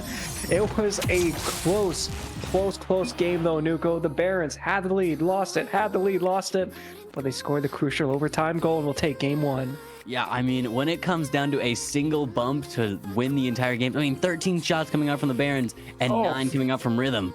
They're both really just racking the boards, and great saving coming out from the Rhythm. We saw Burf with great saving. Wolf picked up a savior medal for himself. That was just fantastic. They're playing so well. They just need to work out those minor kinks that they're performing on both sides of defense, in my opinion. There's just some very small things that need to be ironed out. And now Rhythm now has to worry about, okay, they're bumping us. Now we have to worry about that. So, and we had seen, opportunities like that, but this was the first great look in which Rembo had got a great bump on Burf there. Yeah, and I didn't get a chance to talk about this earlier because Lozy scored that real quick goal, that second one for the Barons, but after coming out of a series, right, you always have to readjust to your new opponents. Both these teams literally just got out of 4 and 5 game series, and now they know the measure of their opponents. I don't think we're going to see too many surprising things, at least in terms of, mechanical misplays or misreads. Now both teams seem to be locked in, and yeah, Nuko, if it keeps going like this, it's going to be a long night, but that's what we're here for. I totally agree. And like I said, these teams are really, really close on paper. They are neck and neck going into this. And that is exactly what we had seen in game one here. I'm really hoping that we see the same thing, to be honest. That's just honestly the best way to go. It's one of those series where you just have to tip your hat, and it could have gone either way if we had done the same thing the next day. Okay, as this kickoff's going the other way here, right out of the gate for the Rhythm, back and forth though. Burf with the clear, no slow pace plays at all, just non-stop back and forth, but a big double commit from the Barons. They gotta tone nose down though, or else the Rhythm will start to find some easy ones.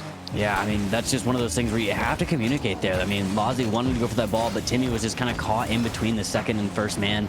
It was just a little bit awkward there. Those things, that's what can maybe cost a goal, and a bump comes out, a demo, and now looks like Lozy taking that into his own hands. He's going to be able to clear that one away. Remember, with a great 50, and now Dicey playing third. He goes for a shot, top right corner. They send two, but it's cleared away.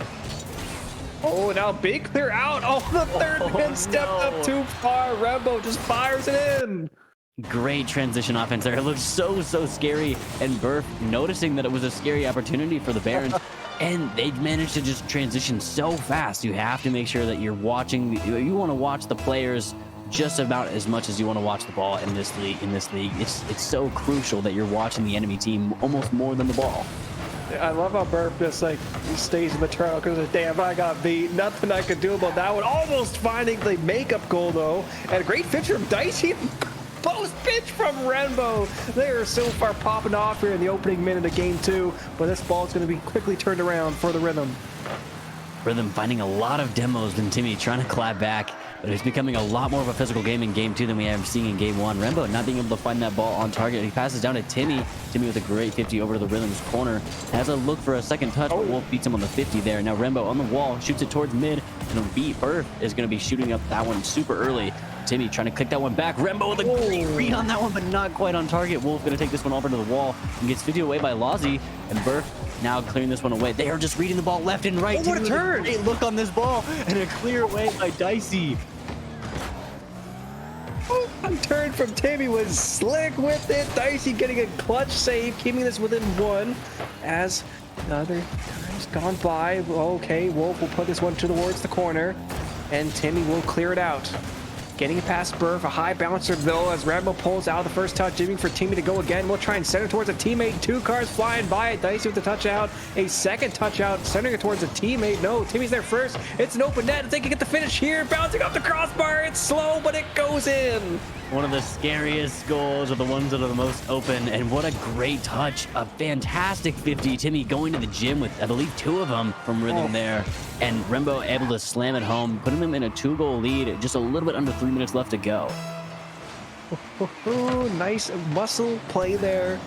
Just beating the defense at their own game. And now another chance here. The play cut out quickly, though. I like that from the defense, coming in from an odd angle when the attacker's not really expecting it, as the Rhythm might get a chance here. Laws you to clear out. Dangerous as Burf with the pre-jump. Tried to get the read, could not do so. And now they're on the back foot again. Oh, quick turnaround here from Burf, though. And a great read from Dicey Duda. It's on to Lozzy. They've got some space, though. I'm not worried for them. There haven't been a whole lot of opportunities going into this one for the Rhythm going into game 2. We have just a little bit over 2 minutes left to go and only 2 shots coming up from Rhythm. They really need to start kicking it back into offense. And we've seen they have great looks so far. They're getting a lot of offensive pressure going and a lot of physicality, as we just saw Dicey with a nice demo there on Timmy. But they're just not able to clear this ball away, as these guys can just play so well on defense. They're able to clear the ball very, very strong. They can pass to their teammates, and they almost always have boost. But it looks like they're trying to get something worked out here. Wolf passes off the back wall. Dicey Duda's there, but a clear away by Lozzy. And one thing I'm noticing from the Rhythm is they're doing a lot of pre-jumping. They're always, oh, okay, wait, what is this beat here? Wolf able to get back for that one. No time to talk about last goals. We might have one here. Quick shot, bow, Burf. Another pre-jump, this time working in his favor, as he will look to find Dicey in the corner. No, the Barons defense is solid, at least leak-proof for a little bit longer here. And they will push the ball right. Timmy trying to go off the ceiling, will lose possession though. It's the Rhythm's chance once again. Nice 50 going into the Rhythm side. Dicey goes for a shot. Lozzy gonna have to play a deep third on that one, and a demo comes from Timmy there, trying to clear this space up so they can get back on offense. They've done a fantastic job on defense so far, getting 5 saves going into this one. And now Rembo with a nice clear over towards mid. Timmy's able to read that. He gets over Dicey. Burf has his jump early. It's a little bit of a scary touch as Rembo follows it up super early. Now Wolf on the back wall, but Burf is going to take that once more. Dicey clearing this ball away as he was sitting in the net. Now he looks like he might have a ceiling opportunity here. He tries to pass towards mid, but he fakes it away. Timmy going to have to clear this one into the corner with Lozzy. A little bit of an awkward situation from the Barons, but it works in their favor. Now Lozzy with a great read on mid, and Rembo just waiting for that ball. This man has been awesome today, picking up a 3 goals. The Timmy Lozzy handoff in the corner somehow works beautifully in their favor. They get it out to Rembo. They get their 3rd goal. And with 45 seconds left, Nuko, this game is looking real good in their favor to push them up 2-0 in the series. Definitely, and being in a best of 5, it's gonna be a scary situation for the Rhythm going into this one. I mean, they're playing really, really well. They just haven't been playing, you know, as fast. They had great looks, and they had a good one right there. Rembo picking up a savior medal for his efforts there on the save there, and Timmy getting a great clear away. But Wolf in great position for that ball to redirect it. They just haven't been able to find that offensive pressure. Oh gosh, Wolf almost with a highlight reel play, can't find it though, as clear. From Timmy. It's Timmy and Wolf are just flexing some nutty mechanics in this series, and so far Tate's been getting the better of him. Now Wolf with a shot. They did not expect the defense to fly by it. They went for the dunk, they could not find it. Timmy with a musty, but they've done the damage. 3-0 game 2, 2-0 in the series. The Barons will move up to their first of 3 match points. I think that there might be just a little bit of a miscommunication coming out from the Rhythm. Now, they have great looks on offense going into it. They just don't have their second man pushed up maybe as close as they need to be. There's some good looks, but, you know, whoever their first man is, they're getting good passes. It's a little bit scary, and they might be a little bit tight of a pass, but there are passes nonetheless. And the second man needs to, you know, push up just a little bit more, try to keep that pressure and take that space on their side a little bit more. I mean, they've got great looks with going in as 6 shots. There's just not a lot going for them right now, and they're really struggling on defense going into this one. Rembo picking up a great hat trick, and all of them were results of passes. Yep. Nuko, would you say the Rhythm's tempo is not the best right now? Sorry, musical on the side. I'm sorry, I had to get one in. Okay, the Bears are looking good, and Nuko, I didn't get a chance to talk about this during the game because the attacking pressure was so good, but the physical play from both these teams. Yes, absolutely. man. I mean, it wasn't. It started off with the Rhythm getting a couple demos. I don't actually have the accolades pulled up, unfortunately. I wish I did, but there were so many demos coming out from Rhythm early on, and then Barons were like, "Okay, or we've had enough, and so we're gonna start demoing now." I'm all for it. I love demo-y heavy games with lots of bumps and lots of kickoffs, hopefully. Let's see if we can get another high-scoring affair like we did in Game 1. Game 3, first kickoff underway. The Rhythm have a tall challenge ahead of them. They need to start by winning this Game 3. And this is a best of 5 going into this, so this is going to be a little bit more of a higher stake game than the previous ones that are best of 7, because they've just got a little bit more of a buffer zone. So Rhythm are really going to have to kick it in gear here. They can show up all the physicality and mechanics they want, which Wolf and Timmy have been going at it recently, but they just have to get that ball in the back of the net. And something else I've been noticing with the Rhythm is that they keep going for these challenges from so far away. They're giving the Barons a lot of space to work with.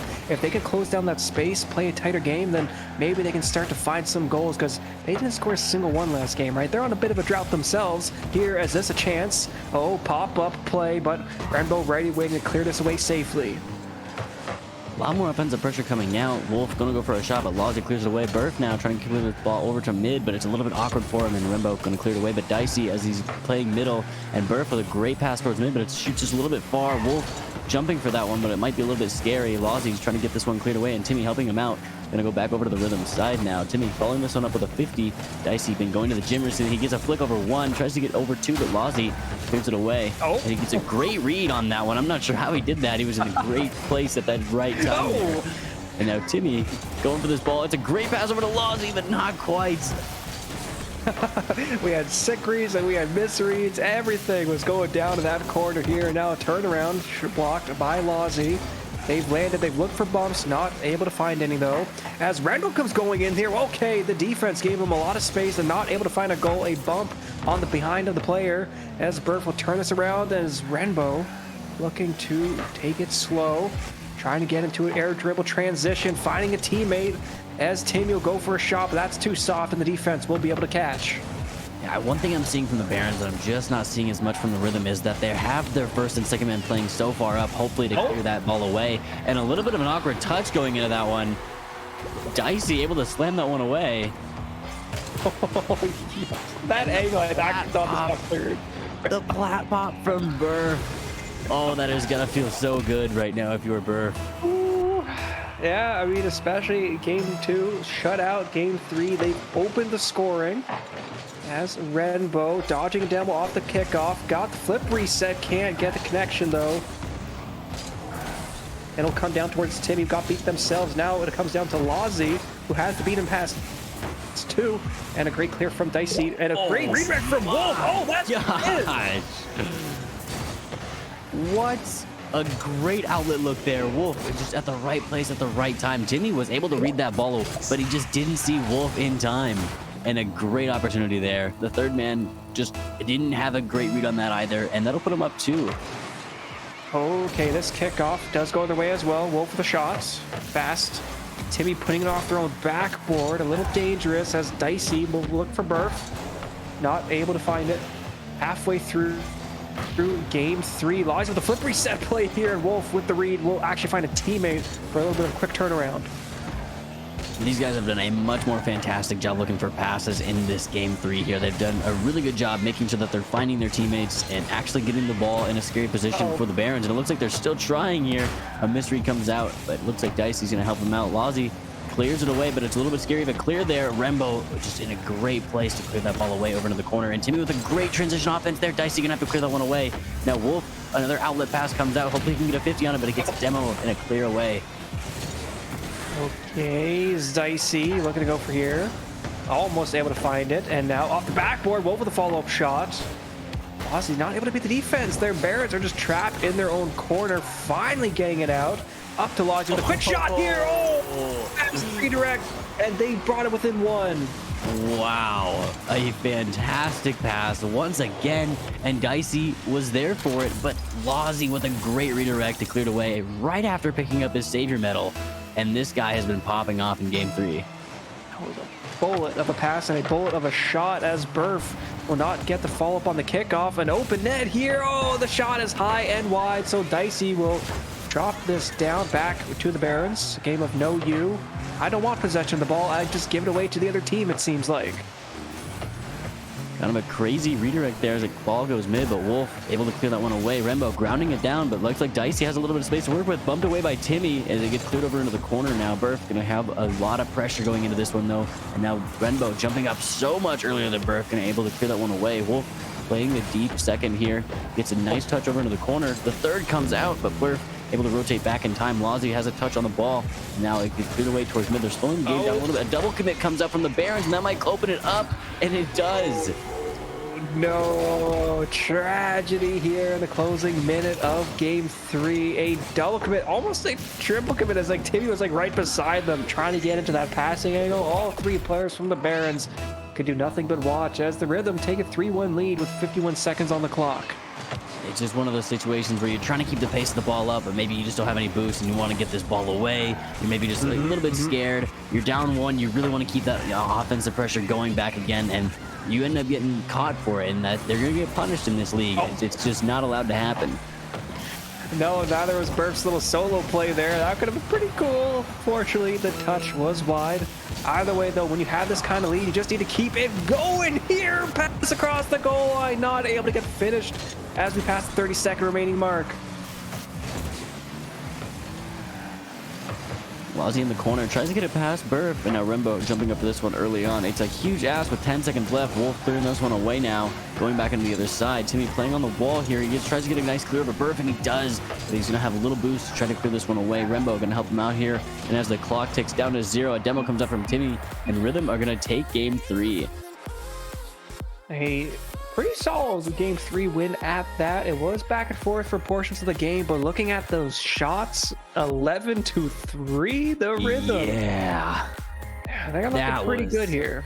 Definitely, yeah. They had a lot more great looks that game. There was really a lot more pressure, and only 3 shots coming up from the Barons. They had 7 saves. They did fantastic saving that game. However, they just never had a great look on offense. Honestly, that was so tough, and every single shot was a result of a pass. Once again, they only had to save the ball 1 time. So there's 2 shots from the Barons, or sorry, 1 shot from the Barons that was, kind of unaccounted for. But there just wasn't a lot of great looks for the Barons that game. Yep, I mean, the easiest tell for how a game's going is to compare your saves to your shots. When you have double your when you've doubled the saves of your shots, you gotta go to the drawing board. You gotta figure out how to break the siege set up by the other team, because it really felt like the Barons just put the ball in their own corner and couldn't get out of that position. So, we want to see some more passing, Nuko. We want to see some more solo carries, because even though they got the lead, even though they got 2 match points left to play for, performance like that, the Rhythm, they're looking pretty good. And these teams are definitely capable of doing that. These players are so well versed in Rocket League. They're so mechanical. It's definitely possible for either team. They just need to have the opportunity and take hold of that opportunity, to be honest. Ooh, as Burf's looking for an opportunity to do some dribble work here. As bumps coming in on the goal line, Timmy's flying in, and Burf recovering from their bump can get back to the ball as Wolf. Ooh, that was a powerful 50. We're in the Barons' back corner.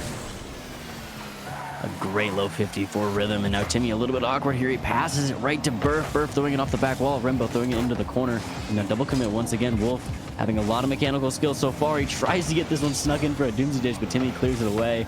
And now it goes back over towards mid. Timmy going to get another 50 on Burf here. And Dicey tries to go for that one, but doesn't have contact on the ball there. Lazi doesn't have a little bit of space to work with, but he throws it away to Wolf.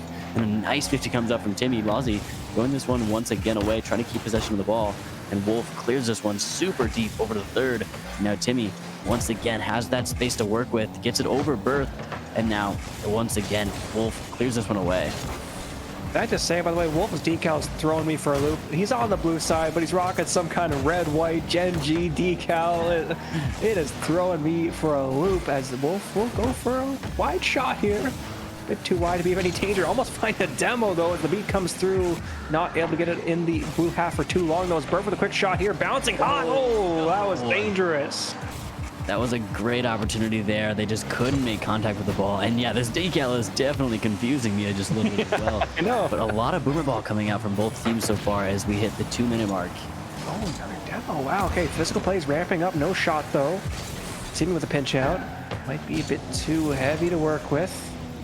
as Wolf will off their own backboard get 2 nice touches into the raiding arms of Renbo. Lossy trying to beat Burf to this one. Touch towards midfield. Timmy will cut that one out. And Wolf will push it back through, almost halfway through game 4. Still back and forth action here now. Passing play. Lossy able to clear this one out, though. No goal scored quite yet. Yeah, both teams have been just playing awesome positioning right now. They're just not letting anything too crazy get through them. They're making sure that the ball is kind of in a relative position of where they're going to be in, and no one has been really in a scary position. There was one great opportunity here, and there might be one for the here. A crazy 50 comes out, and that will secure the first goal of game 4. You know, we were hyped up the Barons physical play. Dicey Duda just posterizing the man on the goal line. They've got themselves a lead here. This series is heating up, right? So far, the teams that score first in the series win games. Once again, more offensive pressure coming out from Rhythm. They might have a look here. Timmy with a great read on that ball, clears it away. And now, once again, Timmy with the ball on the wall here, tries to get a pass over to Lossy. Not quite, as Wolf clears this one away. Rembo playing third, and it gets cleared away once again. These guys have made great 50s so far. And Lossy goes for the pass from Timmy here. They get cleared back over to Timmy. A crazy touch off the ceiling there. Timmy trying to get a pass over to Rembo. Rembo's there. Dicey with a great save on that ball. And now Timmy trying to keep offensive pressure made. He gets a great 50 on Burf. Hopefully Lossy can go for this one, but he's a little bit too awkward here. And the ball goes back over here, but Timmy has so much offensive pressure. It looks like he's been staying on this half the entire time. Just does not want to leave. It's the twos rotation at work as Lossy with a 50. This ball is going to slow bounce on the goal line, but no one was there for it. Great 50 from Wolf. Timmy comes in, and finally the Rhythm get it across the midfield line, but back in on the defense again. And no, back out. Lossy will try and collect. Has boost. Not the best touch, though, in the Rhythm. Now trying to set their siege lines and get the Barons on the back foot here. Shot. Wolf with the ball. No. Oh, but it is wide. And now clear out. It was once again such a great look from the Rhythm. They just have to get their shots on the mark, and I understand when you're on no boost, and that was a pretty tough angle. I have to give credit to Dicey. And now Wolf with a great opportunity here. Passes over to Burf. Not quite making it on target, though. Timmy didn't get the read either. Now Dicey passes it over towards mid once again, but a clear comes out from Rembo. A pass over to Lossy, but Lossy just a little bit too under the ball there. And once again, we're back on offense for the Barons. Ooh, pass out towards Wolf. Oh, Shot my. will be on net. Tim with backwards save as Dicey with a center. Burf following up. All 3 players from the Rhythm committing to the attack, not finding a second goal. And we've passed the minute remaining mark. There's now only 34 seconds left. The Barons, they need to find one here. We're going to a game 5. Yeah, they're definitely having a lot of offensive pressure. They're just not getting this ball in the back of the net, to be honest. I mean, only 4 shots coming out from the Barons in this entire series, and in this entire game 4, and it's just not looking amazing. Another shot comes out from Wolf. Lossy with a great save, and an outlet pass comes out from Rembo, but not on target. He's going to have to get this ball red, and Timmy tries to go for it, but it's cleared away by Wolf. And Lossy and Rembo are playing back here. Lossy and Rembo both go for this ball. It's going to be super scary as Wolf tries to clear this one away and kill it, and they do. Rhythm taking game 4. And for the second time tonight, we're going the distance, Nuko. Last time it was the best of 7. This time it's the best of 5. The Rhythm battling back 2 match points in a row. And just a solid performance. Even though the Barons were playing this one neck and neck, not letting them get too far away, they had a little bit of extra speed and a little bit of extra tenacity that gave them the edge this game. Yeah, and I just don't think that there was a lot of great looks going into this one for the Baron. They just didn't have a great looks pretty much the entire game. I'm not saying that they didn't make that happen, but the Rhythm was just playing in perfect positions the entire game. They were getting great 50s, and they were taking everyone to the gym, and they weren't letting anything crazy get past them. You know, Timmy has great mechanics. They really don't want this guy to have the ball in the air for a long time. So they've been doing a fantastic job of shutting things out. And the trend continues, Nuko. The team that scores first this series has won the game. So, don't want to get too crazy for it, but the team that scores first in game 5, well, if you believe in odds, if you believe in trends, well, that trend will hopefully continue for that team. Only one way to find out, though. We're going to Champions Field, the best map to be on in a series. Both these teams have done so much work, Nuko, but unfortunately only one of them can stay on and go on to the losers final, where the Minneapolis Miracles are ready and waiting for them. Yeah, and that'll be a great game to watch. I do know about the Minneapolis Miracles, and these guys are crazy. So that'll be a really good one to tune into. Like another offensive pressure coming out from the Barons. Hopefully they can get one in the back of the net this game. They had a lot of trouble in game 4. A great 50 comes out. Wolf tries to go for this one, but it gets put away by Renbo. Renbo going for a pass towards mid. Timmy's there for it, but he's a little bit awkward. He has to back up for it. Tries to go slow, and it works out for him. Oh no, and a redirect comes up from Dicey to pass it back towards mid, but he helps him out. Tries to get that one put away again. That was a little bit scary. Oh man, Timmy almost adding one more to the clips column. Can't find it this time though, as Wolf would try and find a redirect. No. Steered wide by Timmy. Flying in is Dicey, who gets beat to it. Renbo's up from their own goal line. This is going to go off the backboard, and Wolf will clear it out, not finding a second touch though. Oh, pressure from the Barons. Logi with a shot. That's going to be wide as well. Early pressure, but no goals. Some physicality coming out from the Rhythm. We've seen a lot of that so far in this entire series, but now going into game 5, we see it early as well. Timmy trying to go for a demo as well. He gets it and tries to clip the back line. Lozzy and Renbo both go for this ball, but it gets cleared on the left side. And now Timmy going to have to fix this mistake here as they both committed. A little bit scary, but Dicey not able to read that ball. Renbo's going to have some space to work with. Wolf going to jump up and try to keep this one back on the offense. And not quite as it gets cleared away, but Burf tries to go for this one, getting a nice 50 on Lozzy. Ooh, Timmy's trying to get something going here. Finding a teammate who just gets demoed. That's one way to stop a pass play from happening. Burf with a long shot. Cleared wide. Dicey following up. Minute and a half gone by. Still scoreless. Eye popped in the clear. Still kept in the Barons half. Deck a touchdown to Dicey. Guma stopped his own teammate. Stopping the attack for now, but still the Barons are in their own corner. A demo on the goal line, and not the best clear from Timmy either, and Burf will score first. That physicality was an amazing opportunity for these guys. Wolf with a great shot, and the demo was almost pixel perfect timed, and just not the best clear coming up from Timmy there. He needs to have a better clear on that ball if he doesn't want a second shooter, because once that opportunity is there, they're going to grab on and hold on to it. And if you're here before we started this game, remember the teams that score first have won their games this match. As let's see if the Barons can end that trend here. Demo play in the midfield will clear the way for Lozzy to fire this one high and above. A double commit from Rhythm, but they will have a chance to settle. Burf pushing this out. Oh, that's not the best touch out. Timmy recovering it though. Now trying to find a teammate. Instead it goes towards Wolf. They're in a 1v1, but the clear comes back through for Renbo. That is a result of good communication skills when you can pass the ball over towards midfield and have your team knowing that they're going to be able to go for that ball and beat the other team. That's a great result of team communication there, and they've had a lot of offensive pressure going into this one. But Burf with a great clear, gets past 2, tries to get past Timmy there, but not quite as Timmy reads that ball in time. Tries to go for a second touch, but he's a little bit awkward. He goes for it backwards, gets a 50 on Wolf. And now Lozzy trying to go for a pinch there, but doesn't quite get it, as now Dicey is going to be able to get this ball cleared away. Renbo with a great pinch high, but Wolf with a fantastic read. That might be a shot. Lozzy clears this ball away. Oh, Burf not letting that clear go too far away. And now waterfall down. Timmy able to clear this one out. They're going to be in a 1v1 against Dicey, who's slow playing, and now trying to get the demo. They find the demo. It's on the goal line, but no players were there. There was no trust from the Barons, no follow-up, and so the Rhythm will clear out for a little longer. Lozzy's going for the 50, and Dicey challenging that one well, and now look to find a dribble play towards their own teammate. Shot blocked by Renbo. Redirect attempt. Wolf will catch and has a lot of space to work with. Those types of opportunities need to be followed up by a second man. That is exactly what Timmy had wanted in that situation. He couldn't have had a better demo and a better look at mid. And a crazy shot comes out from Dicey, but a nice save by Renbo. Looks like the transition offense for Rhythm is holding on strong as we hold into the last minute of game 5 here. Burf trying to go for a crazy angle, and it's redirected. That might be a goal. Oh my gosh. What? The bump in the midfield. Burf attempting the shot. Lozzy just reading the second touch. Oh, no. It is a tied game with 68 seconds left. Keep in mind the Rhythm playing with a sub. Last series they won in game 5. This time, let's see if they can do it twice, but first they got to find their goal leads back. Demo plays trying to come through, but not able to connect quite yet. Wolf now off the ceiling. Will look for a second touchdown towards the teammate. Can't find this. The defense. Timmy able to get the read past the initial whiff. And now the Barons on the attack. Ball waterfall down. Dicey touching it towards the goal line. And his teammate was able to clear it out.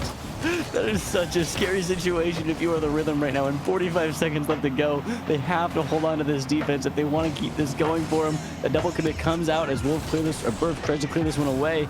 Wolf on the back wall. He gets bumped away though by Renbo, and now Dicey being the last man going to clear this one over into the corner. Gets it past Timmy, so he has a little bit of space to work with. The pass mid comes out, not quite to get it shoved away, and 30 seconds left to go. A lot of offensive pressure coming up from the Barons with 8 shots.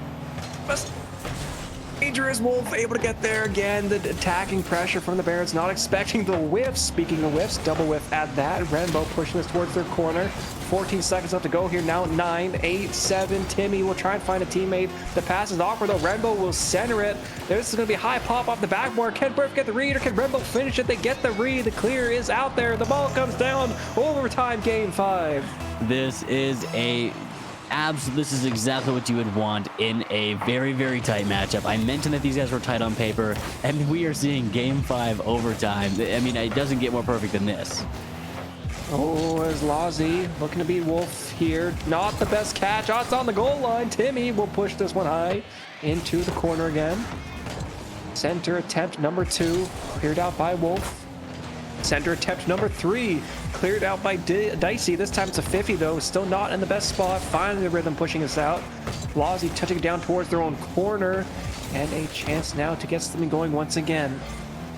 I love the amount of creativity that the Rhythm is showing off right now. Burf trying to go for just absolute crazy reads, and some of them are working, some of them are not. But that makes, you know, oh my gosh!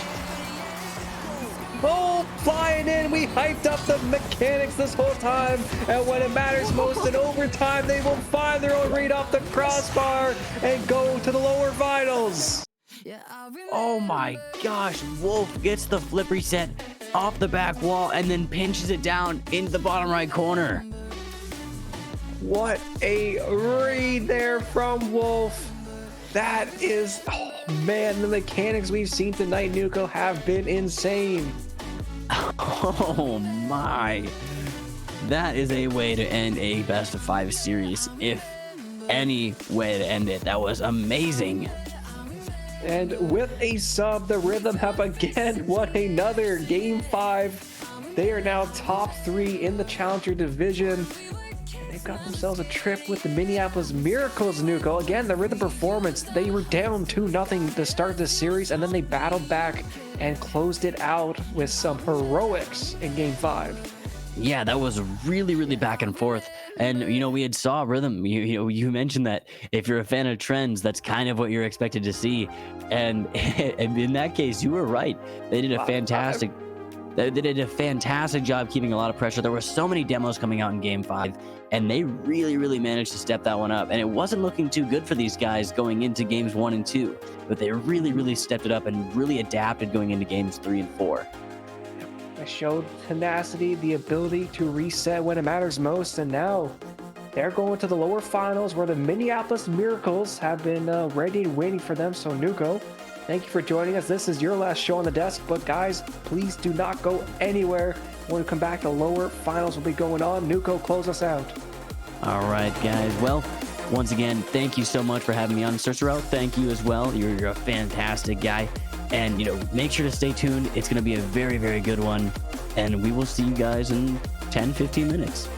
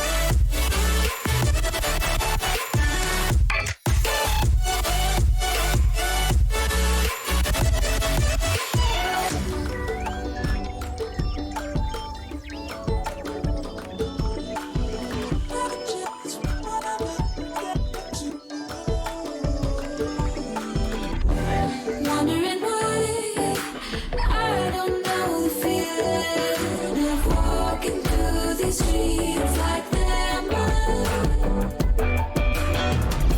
Trying to find a way to the beginning, somewhere in a different light.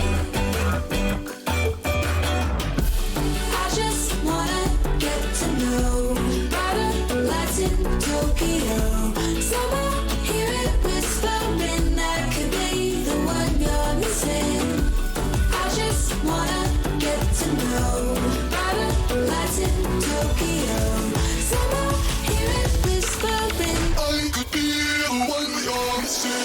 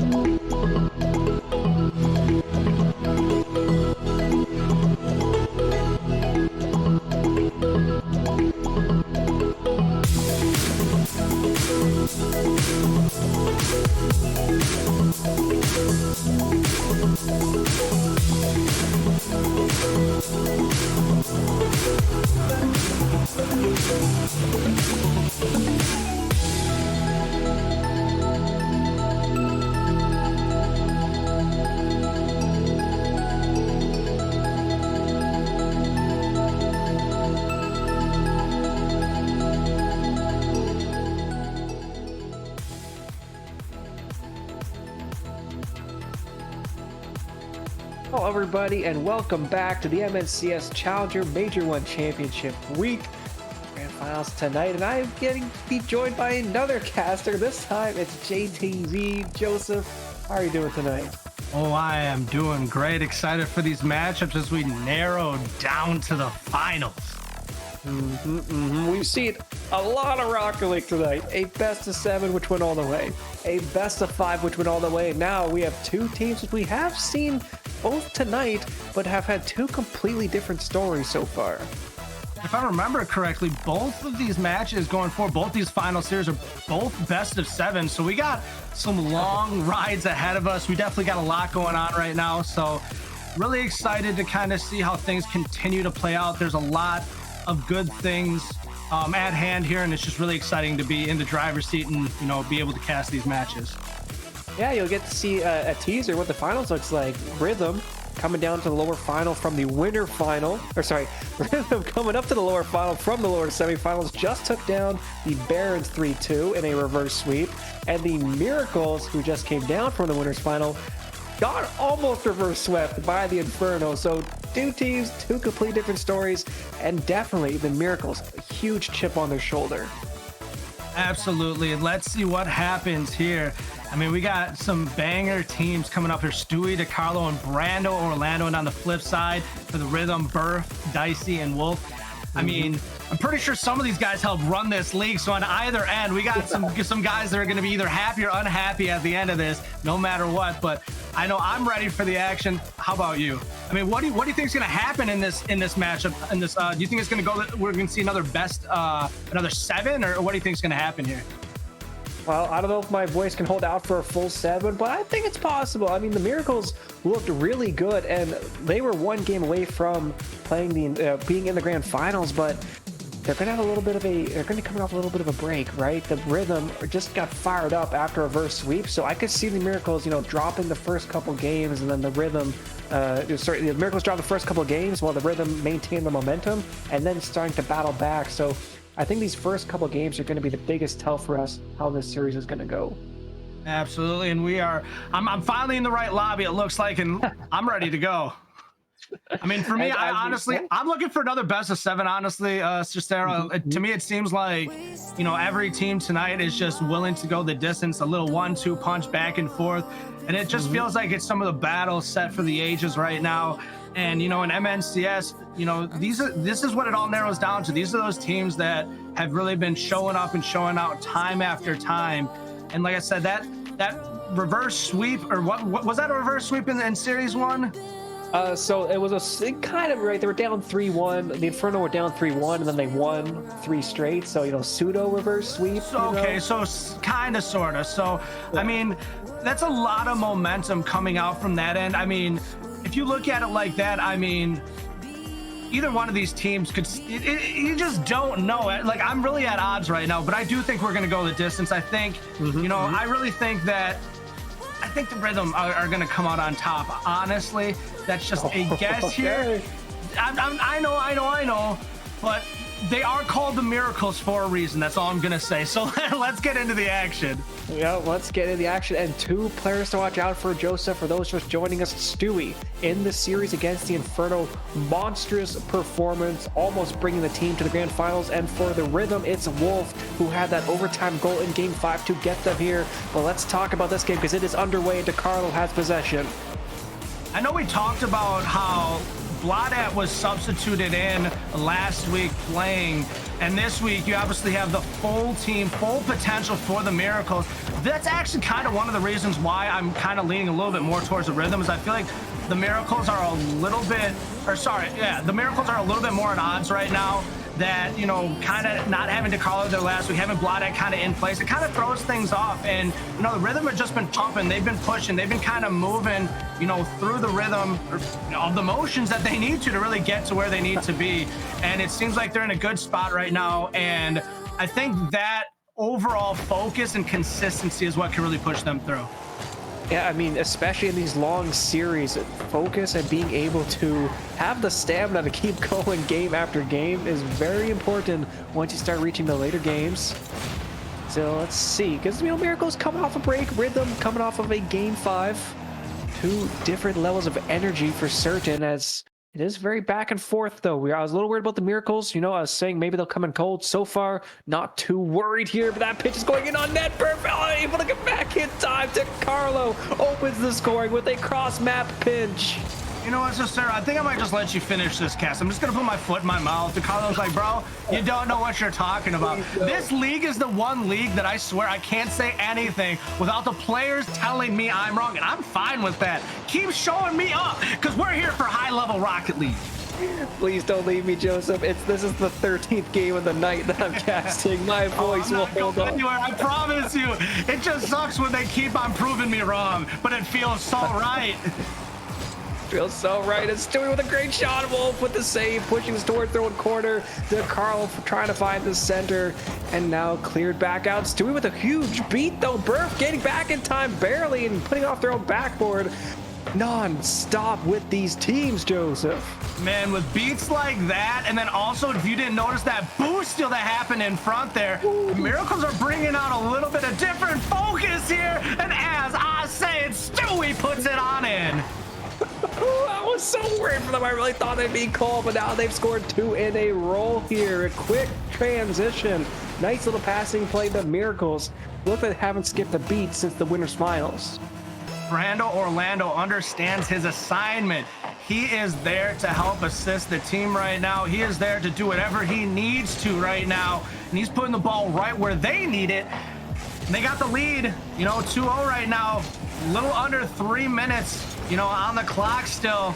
And right there, Burr taking a nice shot downfield. Brando Orlando kicks it into the corner. We'll put it right back. Dicey dude with an unfortunate miss there. You can't just let those go. Not at this time. Not at this level. It is getting too close to the gold, and you can almost taste it. Don't let it slip through your fingers. A little bit of whifty action, some pinches too, bumps as well as, flying in from an interesting angle. The bounce there, this is so awkward for the defense, and this shot from Stewie goes in. It's a 3-goal game for the Miracles. I mean, he put on a little show. DeCarlo was kind of like dancing around it, kind of, a little ballerina floating around. Like, it was like a little twisting and twirling. Stewie's like, hey, I got you. Don't worry about it. That was something. A little fakery. I love DeCarlo. Holy moly, I'm bad. They knew they threw everyone off, but hey, you take those. You got a 3-goal lead just past the halfway point, and now a quick transition again. The speed on the Miracles counterattacks has been immaculate tonight. Absolutely. We're seeing a lot coming out from the Miracles. Like I said, I'm probably going to be proven wrong again. Like, we're probably going to go 7. Oh my goodness, DeCarlo. I was like, we're probably going to go 7. I'm trying to talk it up here that, like, I'm not going to be completely wrong with saying the Rhythm we're going to win this, but the Miracles are looking hot right now. My goodness. Oh, they're looking fiery hot, carrying the Inferno down here. 2 minutes left to go in game 1, a 4-goal lead. That's about as solid as it gets. Still, the Rhythm should start playing for some consolidation, should start making changes because they cannot keep up. They cannot keep getting scored on this much in the rest of the games of this series. Even when you think the Rhythm are going to be able to pull something out with a little pinch or something, my goodness, Brando Orlando, everybody on the Miracles have scored. Guess what? My fire is lit. Get the s'mores ready because it's a game, baby, and they are cooking. Oh man, the angle from Orlando. 5 goals now. We can basically just start looking at game 2. I mean, I don't know if we can, it feels like the Miracles are out to showcase right now. They're not even allowing the Rhythm an opportunity. The Rhythm just took their 4th shot on goal. You want to know how many are on the Miracles side? 13. Oh, that's a lot of shots for a game 1. Now maybe another one here. The dribble through the midfield. A 50 on Dicey, who's able to dodge the bump and go off the ceiling, clearing it out. No 6th goal quite yet. And maybe a first for the Rhythm. My goodness, this level of play from the Miracles, they are not happy getting bumped on down and having to settle the lower tier to get back up there. Oh, and finally catching an opportunity, catching the Miracles off guard, and they got a little burn for their own. Ooh, and that credit to Wolf. That play there, using the flip reset, the glide past the defender came flying in. DeCarlo just not able to react in time. They've scored 1, still down 4, but those are the kind of plays you love to see. Now they've got a demo on the kickoff. Oh, it's going off the backboard for Dicey, but the clear comes through from Stewie. A triple commit from the Miracles as they struggle to maintain possession in their own corner. Dicey with another shot, saved by Stewie, putting it off their own crossbar, and Brando will clear this out towards Burf, still on the back foot, and finally into the blue end. Stewie get it into the corner, trying to set his teammate up, getting demoed by Dicey, dude. And Brando Orlando just trying to get something going here, keeping the momentum flowing for the Miracles as they almost get another one there.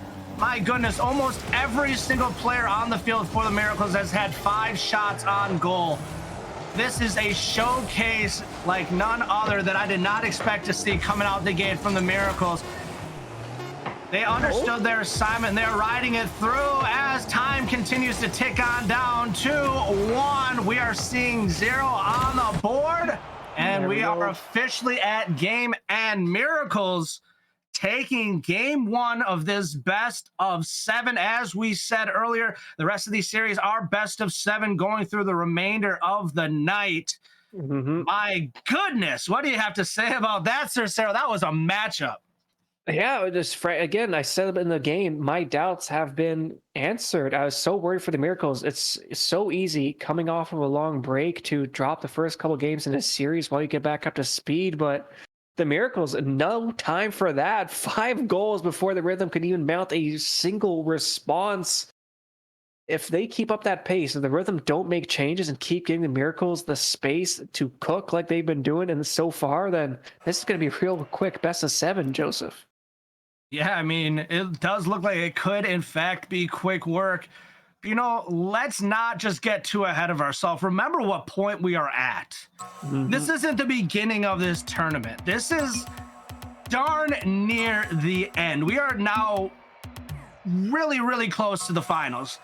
And like I said, both teams can essentially grab out and pull themselves up to that ledge, but they got to work together to get there. This is like one of those, obstacle courses where all the team have to work together to get to that next segment. You got to lift that guy up, get him to the top, then you got to pull the guy up, you got to pull the next guy up, and you got to work together, because right now that's what we're seeing coming from the side of the Miracles, where we're not seeing that same level of commitment, that same level of teamwork and dedication from the Rhythm, and we're starting to see more staggering. Definitely some nice plays coming out from the Rhythm coming off the last game, but this Miracles team is hot. Miracles, yeah, the team play has been so crucial for them in the games we've seen so far tonight. And I just clocked Dicey has car changed. They're in a Merc, which is the fattest hitbox, and you'll love to see it in action. All shots with the Merc just guaranteed to be faster. We'll have to see if it'll pay off for them this game too. Little dribble play, cleared into the corner. No opening goals quite yet, but now the Merc comes flying in. Ball bouncing off the corner. Burp with a shot here. DeCarlo with the save now. Up to Stewie, who will go for a shot of their own from the opposite corner. Brando Orlando trying to keep it in front of goal for DeCarlo. Gets kicked away. Good clear there by the Rhythm. And they're trying to get it there. Wolf gets it kicked away by trying to get it in front of goal. You're seeing a lot more momentum, a lot more rhythm, as I like to say it, coming into effect from Wolf, Burf, and Dicey Duda. And you got to love that level of aggression coming out here early. They know they fell behind. They understood that, game one was kind of hard to make a comeback from, but they can really reset the tone here. It's 7 games that could be played here. And they know that as long as they stay calm, cool, and collected, now they can come back into it and really reset it. We've seen it before. One team goes up, and then another team comes right back. And I was hoping to see the Rhythm do just that. They're trying to do it again with a flip reset, leaving in front of goal, and Brando Orlando clears it away. 2 great opportunities for the Rhythm, not able to find the back of the net. And this ball's going to be centered. Now a double commit from the Miracles. Got to be careful with those. And a center going way back. Hopefully DeCarlo gets there first. Actually somehow beating the pre-jumping Wolf and flailing it over the defense. Water falling down, coming flying in is Stewie off the crossbar. They take the lead once again. This is a dangerous, dangerous place to be if you're the Rhythm. They already know that they went down early in game one, and now the opportunity to really set the tone and set the pace going forward. The Miracles are back up. And DeCarlo, like I said, that name is a name that you need to recognize. The reason why he wasn't necessarily named as the player to watch today is because he wasn't here last week.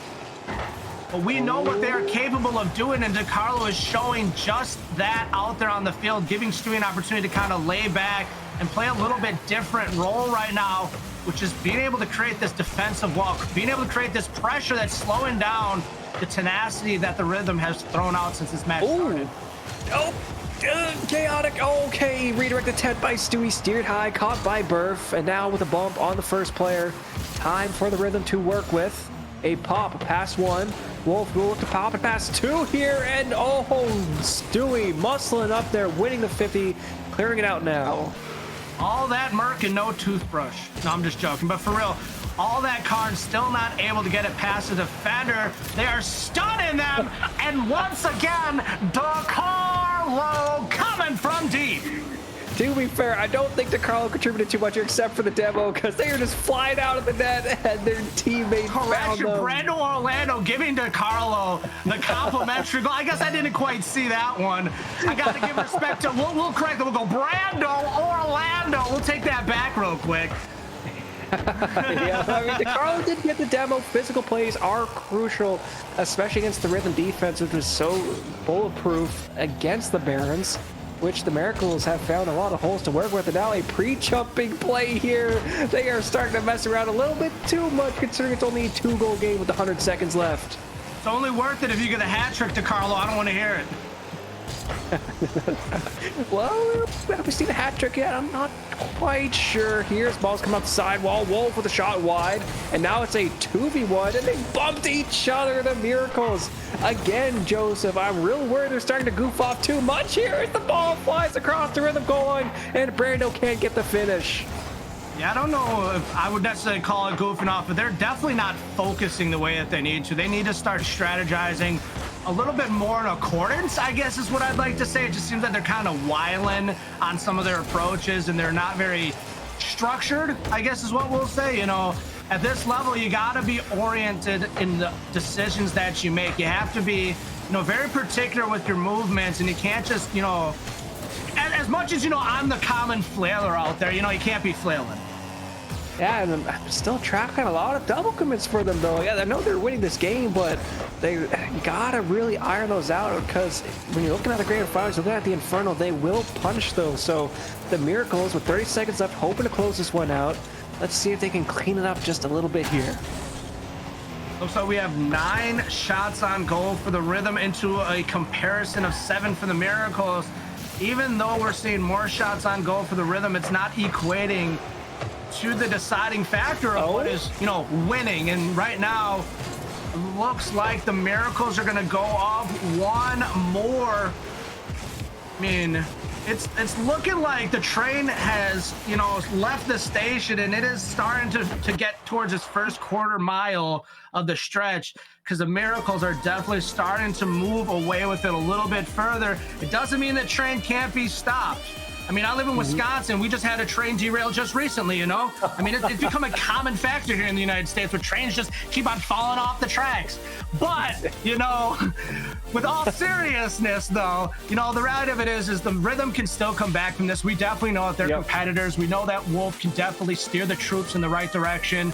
And right now, it's really just, honestly, you got to stop DeCarlo. He's a dangerous force out there. 5 saves, 3 shots, 1 goal, you know, 500 points on the board. You know, he's almost matching their entire team distribution in points right now. And, you know, being on that level of play and really just continuing to push out, push forward, stay consistent. That's what I said at the beginning of this game. Consistency is going to push you through. And that's what we were hoping to see from the Rhythm, at least what I was hoping to see. But right now, we're definitely seeing a lot more consistency coming from the Miracles. Well, you did mention it.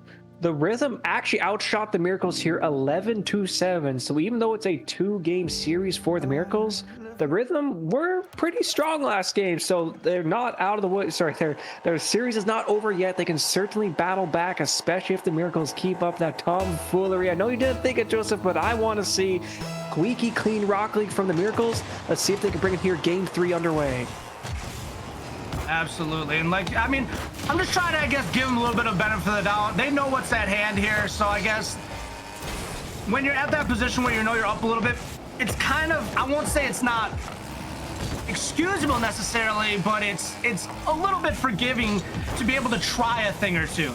But like you said, those double commits and pushing in situations where they really don't need to, that's just sloppy Rocket. Even if you're winning the game, you know, you still want to see that level of like you said, of cleanliness is what we'll say. You know, you want it to be on point and not so sloppy in its transition, especially at this level of play. Yep, speaking of transitions, Wolf will try to transition through, not able to do so quite yet, actually recovering, picking up the side boost almost. Dewey pushing this down towards a teammate. Read out by a Rhythm player. Very back and forth again, no opening goals. We've seemed to have slowed down since game 1, that rapid goal scoring pace from the Miracles, as now the Rhythm on the attack. Stewie, though, from the backboard, clearing this one out a little bit further away, and now past the midfield line. A redirect attempt, oh, just wide. And DeCarlo trying to get something in position for his team. Oh. And up on it, kicks it high to get it out of position, trying to make sure that he can keep the Rhythm off tempo right now. hinge. Ooh. Ceiling shot attempt.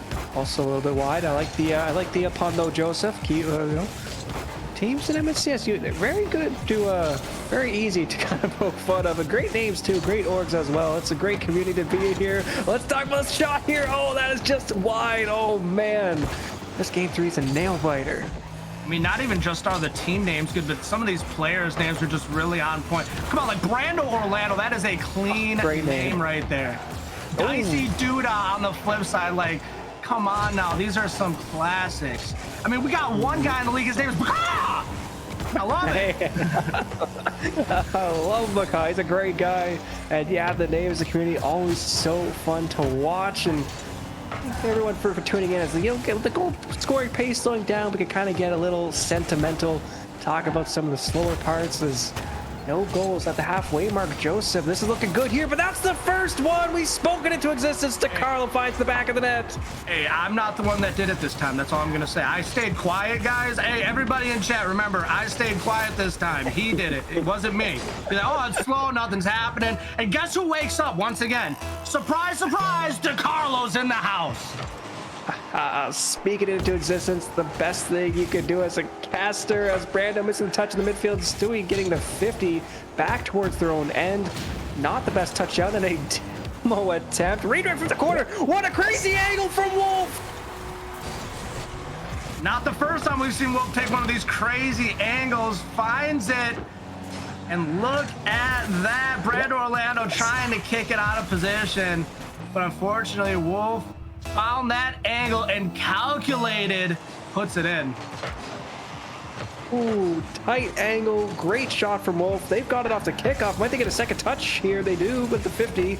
The follow through from Stewie, who's been monstrous in the first series. I'm still waiting for them to just kind of step up here and join DeCarlo on the scoreboard. Yeah, I mean, DeCarlo has just been a little bit different type of beast tonight playing here for the Miracles. Definitely been one that's made a lot of big plays. And as we're talking up the Miracles, guess what, Joe?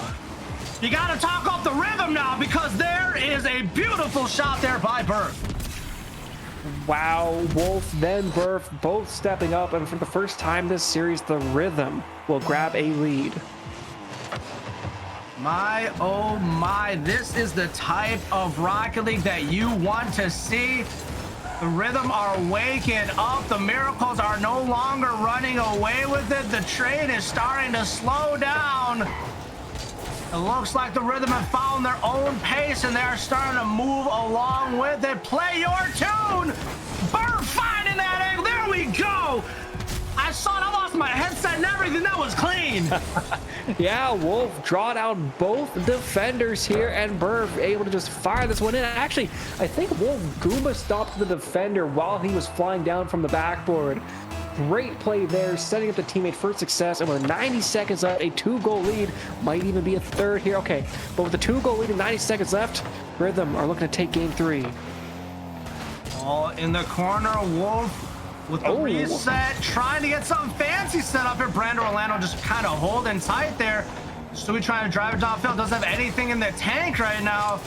Trying to grab up minute opportunities right now. He's got a full tank again, making another push towards the ball. Dicey Duda drives it away. Ooh, if Burf doesn't get there, Brando Orlando shoves that in the back of the net. I promise you that. Burf there once again, keeping it clean, staying alive. Oh, Dicey, so awkward here, leaving it for Burf with the save. And now a team bump. Oh, that is tragic. No recovery in time. 50 though, still in the orange half. Wolf, a follow-up challenge as well. Big whiff the corner, shot will be high. They're doing the work here though, just keeping this in the back half, not letting it come out. 30 seconds left to go here. Still down by 2 are the Miracles. And a big boom downfield. Burf trying to get it on goal. Stewie's there, kicks it away. Wolf drives it into the corner to call with an awkward hit. Dicey Duda almost gets it from the top shelf. It lands in front of Burf, and guess what, people? We got a hat trick. Burf hat trick, rocking the Fennec, and just finding the slot, able to put it in. 4-1 now, 13 seconds left. It is out of reach for sure. The Miracles looked good in game 1, looked good in game 2. But game 3, they've just been getting outsped, it feels like, to a lot of these challenges. Carlo trying to find that angle. They're almost able to do so. It's a day late and $1 short for the Miracles in this one. However, they will still be up. Oh, for more? In this series. A final second goal there makes you feel a little bit more warmer in your belly there for the Rhythm going in to game 4. My goodness, the Rhythm bringing it back there. Like I said, on any given day, these teams can turn it around, and the Rhythm are right back in it. They're down by 1. We're going into game 4. Perf with 4 goals, getting that last second goal there as well. You know, it's definitely something you want to see when I mean, you're not even seeing the team captains stepping it up right now. And I'm not saying that in a bad way. They're definitely playing their roles, but they're not being the ones that have to control the entire field. They're not the ones that are trying to orient every little minute detail on the field. They're letting their teammates play. And because of that, you know, you're seeing DeCarlo shine. You're seeing Burf shine right now. And you're seeing a lot of good, dynamic team plays being put into effect on both ends. Rhythm really being able to turn it around there. And we're going to see if they can keep that momentum pushing forward or what's going to happen here. How are you feeling, Cicero? Well, I got 2 observations for you, Joseph. First, this is the mirrored scoreline of Game 1. Game 1, Miracles 5-1. Game 3, Rhythm 5-1. 2, Burf outshot the Miracles by himself. 7-6 in the Burf versus Miracles category. Yeah, the Rhythm are looking really good. Continuing the outshooting from game 2, the Miracles defense needs to be more solid. They need to get cleaner clears or else they're just going to keep being fired back into their own end. So I want to see cleaner comms. I want to see some passing plays on defense or else the Rhythm will start to take the pace in this series. Looks like we're down a player for the Miracles. DeCarlo not in the game. He is back, everybody. And oh my goodness, almost leaving an opportunity in front of goal there for the Rhythm. Oh my, oh my. What is going on in this one? Now Wolf's AFK, flipping into it. Coming down, okay, maybe probably chatting with someone, trying to figure out if there was need to be a restart. The game keeps going though. No goals scored, thankfully, as this game starts to settle back into the rhythm we're familiar with. Wolf down to DeCarlo, shot blocked. Or, not Wolf. Oh, that decal. Wolf rocked it the last time. It's confusing me every time, Joseph. The Genji decal. No time for that. DeCarlo with the shot. My goodness, DeCarlo shows up late to the party and is still the first one to score. But before all the craziness started to happen where DeCarlo wasn't on the field, you started to talk about the Rhythm and how Burf outshot the entirety of the Miracles. Let me give you another statistic. Do you realize that in the first game, I called out that the Miracles had 13 shots on goal? Obviously, they added more before the end of the game. But since then, they have only dwindled in their shots on goal ever since. They went from having 13 plus to having, I think it was around 9 or so in game 2 to then having, you said, 6 in game 3. You know, it's only gone lower and lower, which only means the Rhythm are starting to step it up more and more. They're starting to become field generals and control the field and have field dominance the way that they need to. Understand that field dominance doesn't always equate to field possession. You can still have control of the field and not have possession of the ball. I want to make that very clear. And some players and some teams are really good at doing that. They focus more on third hits or fourth hits, if it must be. Instead of just focusing on that 1-2 punch, they're focusing more on that 3-4 opportunity and trying to create more rather than just settling on the first hit or the first opportunity that arises. Oh, I mean, we've seen some great opportunities for both sides as this game is now even. 90 seconds in. Stewie collecting it, finding a teammate, but not the best touch from Brando. Now they're caught in a teammate's rule 1. Oh, this is bad as Dicey will don't. They got the beat, but then they hit it back down, squandering an attacking chance, and Brando will clear it out.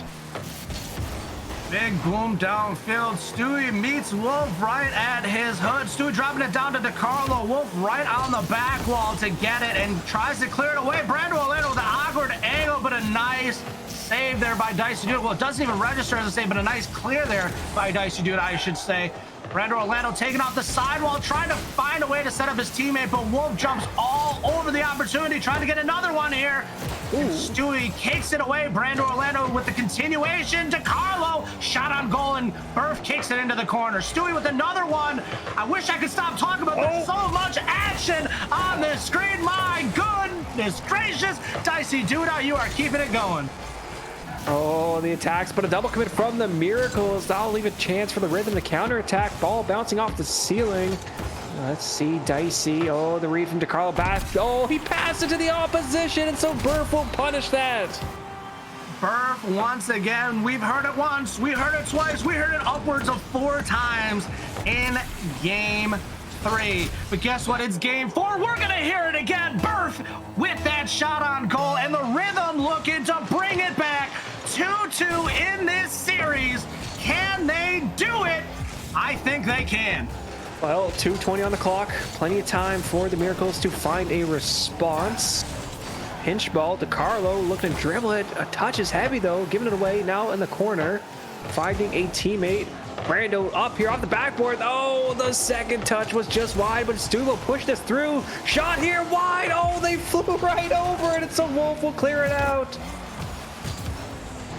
Brando Orlando flicking it up top. Dice do not grab it. Hold. Burf and Stewie meet at each other's hoods. Up in the air, and Wolf with that shot. Brando Orlando gets there and kicks it away. Oh, DeCarlo looking to find a teammate. It's to Brando in the corner now. Back to DeCarlo. Ball bouncing high. Stewie flying in here. Touch not able to get pushed towards the net. The Rhythm corner defense has been solid as can be this game. Now they're passing the other way. Ball bouncing off the backboard. Shot from Dicey wide. And a clear attempt from Stewie out towards a teammate. One thing that I've noticed, you brought it up about the Miracles earlier in that other series. I think it was series 2 or 3 you had brought it, or I'm sorry, match 2 or match 3 that you had brought it up. That you've seen more double commits and, you know, missed opportunities coming from the Miracles. I'm seeing the flip side of that happening from the Rhythm now, where they're up and now they're starting to double commit. They're starting to see a little bit of miscommunication on their end, and you don't want to loosen up at this point. If anything, keep it tight right now, because the Miracles will find it and they will punish you if you allow them the opportunity. Oh, great bump here. Now shot from Wolf. Bouncer off the goal post. Oh, almost getting in, but the defense is now able to catch this one. DeCarlo with the read. And Wolf recovering from their attack. Now back on defense and sending it towards a teammate. Brando there first. Down to Burf. A 1-goal game so far here. 20 seconds left. The Miracles are running out of time, or else this series will be all tied up. Wolf looking to go off the backboard. Save coming through from DeCarlo. And right now, DeCarlo's in a good spot. Oh! Brando Orlando, my goodness. This Rhythm team is figuring it out and finding a way to slow down the Miracles. And I know you said, you know, all these matches have gone the distance, but it's feeling very similar in this series right now, as we are now tied neck and neck. And we still got much, much more Rocket League ready to go. You think we're going to have a card change here? You think they're just ready to go? They're going to hop on in? We've seen decal changes. We've seen card changes. You know, what is going to happen here? We've even seen teams show up late to the party, or players, I should say, show up late to the party and still score first. So there's a lot of craziness definitely happening today in Rocket League for MNCS. And you know what? We're not even in the finals yet. We're only in the loser finals right now. So, you know, buckle on in. If you need to, creep towards the edge of your seat, because, you know, there's still a possibility. And I swear, I'm not trying to jinx anything. I'm not trying to put a foot in my mouth, but at the pace of which we are going, we have a possibility of a bracket reset tonight. That's all I'm saying. That's all I'm saying. Well, would it be a bracket reset? It's a game 7 with advantage for the Inferno. Oh, with advantage, okay. Yeah, yep. So only 2 best of 7s, not possibly 3. There we go. That would be a lot of Rocket League. But yeah, to answer your question, yeah, card changes are usually a way for players to kind of like reset themselves after a loss. So I won't expect any changes from the Rhythm, and we do see a card change from the Miracles. Stewie back to the default Fennec as we get game 5 underway. Effectively a best of 3, but the momentum favoring the Rhythm as they've won 2 straight. Ooh, Stewie trying to get an early goal, but the Rhythm are not having it. Wolf trying to get a nice setup up top. DeCarlo kicks it away. Burp trying to get it right back in front of goal, and Stewie now gets the clear. pushing it down towards DeCarlo. Brando Orlando tries to push it over, and Wolf now clears it into the far corner. And a demo there by Wolf. We have not seen many demos, nor bumps, I should say, throughout this series. Maybe it's time to start amping it up. Let's see what happens. Ooh, Stewie almost falling on that one. Wolf almost falling on it as well. Icy through the corner has beaten their first player. Space given to Orlando to find a teammate who can't get the connection. Stewie now looking to center it. The Miracle is attempting to get some kind of attack going. Just the passes are way wide, and the Rhythm are able to turn it around every time. Brando Orlando booming it downfield. Burf grabbing hold from the sidewall. Stewie's right there to grab it right back. A little bit of a back and forth. It's like a ping pong match right now. Similar to what we saw in game 3, where we had a long draw where nobody was scoring. We had a little bit of time, like we said, to make it a little bit more personal, talk a little bit about the league and the cool things that are happening. I mean, there's so much going on, and I mean, we got more Rocket League still tomorrow as well. So if you don't think today is enough of a fix for Rocket League, remember there will be even more happening tomorrow as well.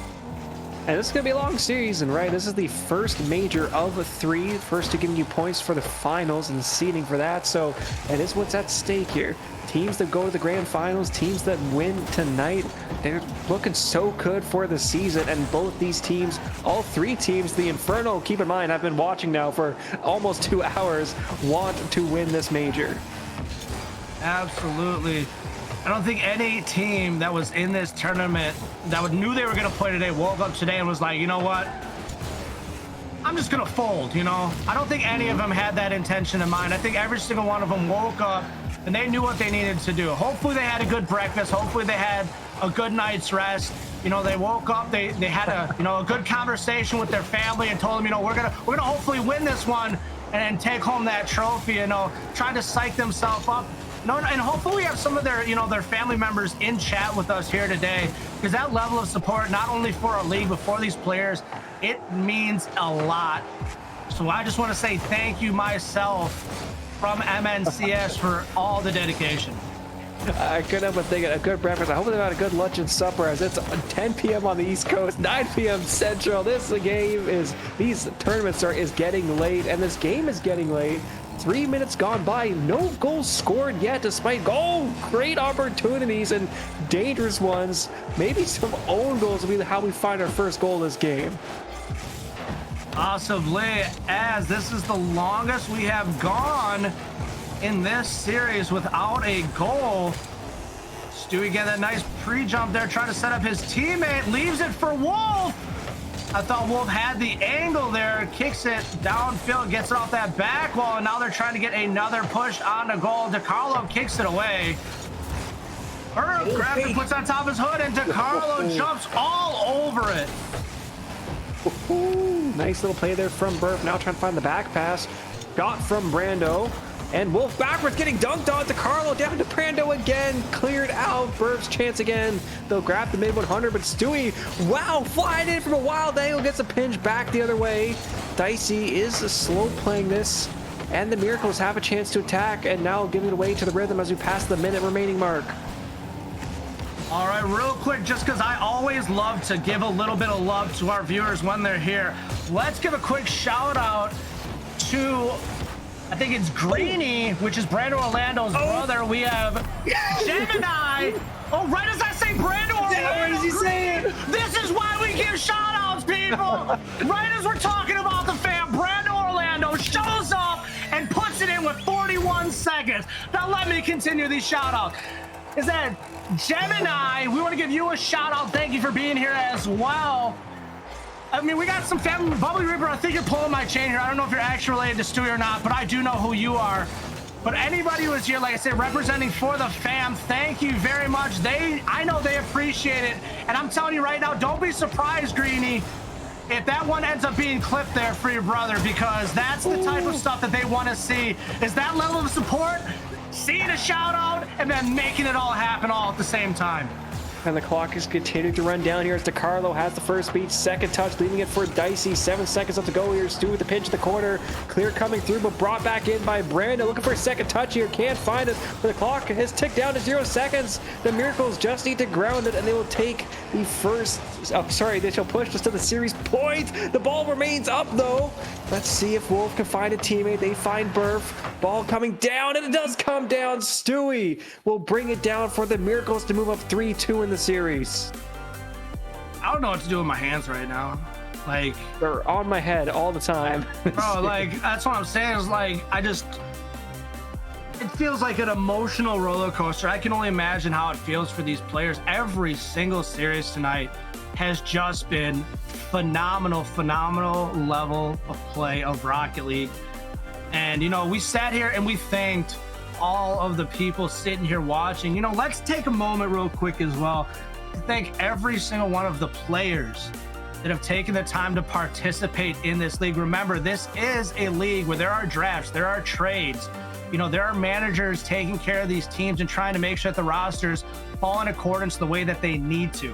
So thank you to everybody from the production, to the teams, to the players, to the coaches, to every single player that helps MNCS, you know, move along and really shine the way that it does. Thank you, everybody, you know, for being here and making it happen. But guess what? We are now on game point for the Miracles. Yep. You know, we bring it from a sentimental and we bring it right back into it. Because guess what, people? Right after this, if the Miracles can shut this down and close the door on the Rhythm, they are sending their way to the finals. However, Oh boy. the Rhythm can still turn it around. 2 match points for the Miracles. And with the Rhythm, this being the lower final, you cannot afford to drop any more games until you punch your ticket to the grand finals. Restart, stop. We are going to see a little bit of delay here to the start of our game 6. We always want the players to be on equal footing and in their best place. Controller DC. Uh-oh, that can be the worst thing. Hopefully they get it sorted. But Joseph, let's start talking about some of the players this series, right? Who in particular has been standing out to you so far? Oh, I mean, 100% I think DeCarlo has been doing a phenomenal job really stepping it up for his team and making things happen where he needs to. And then honestly, on the opposite end, you got Burf. Burf has been doing another amazing job. Like you said, Burf in one game outshot the entirety of the Miracles. So, I mean, it's just really, it's crazy to think, it's crazy to see, you know, this level of Rocket League that's been being played today. And I'm really excited, like I say, to be in this driver's seat, to be a part of the action, to be able to, you know, cast these games, because these players are really leaving it all on the field and being able to say their names, put their lights in the, you know, their name in the bright lights, you know, that makes me feel really happy and really excited, you know, to really just see where things go and where these players continue to go throughout their career. Yeah, I mean, especially with this new format, right? So many more matches to be played, a lot of best of 5s, a lot of best of 7s. You know, the best part about these communities like this is getting the chance to play in a series environment. It's the best form of practice, a million times better than just like solo queuing rank 3. So the players, I mean, I hope they're learning something from this, because we at least are having a lot of fun with it. And hopefully the issues are sorted. I'm hearing engines revving, Joseph. Technical pause aside, the players are ready to go. Game 6 back underway. Let's see who will take it.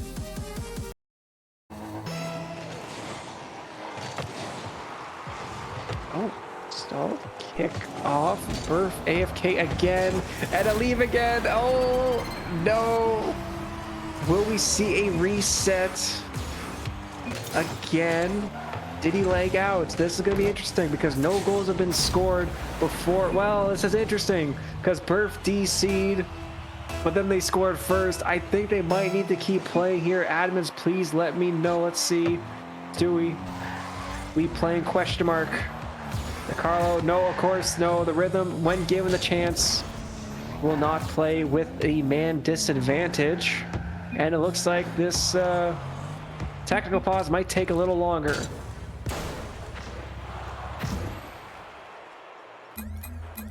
Oh, Milo in the booth. Joseph? I'm here. Sorry, I accidentally hit the wrong button.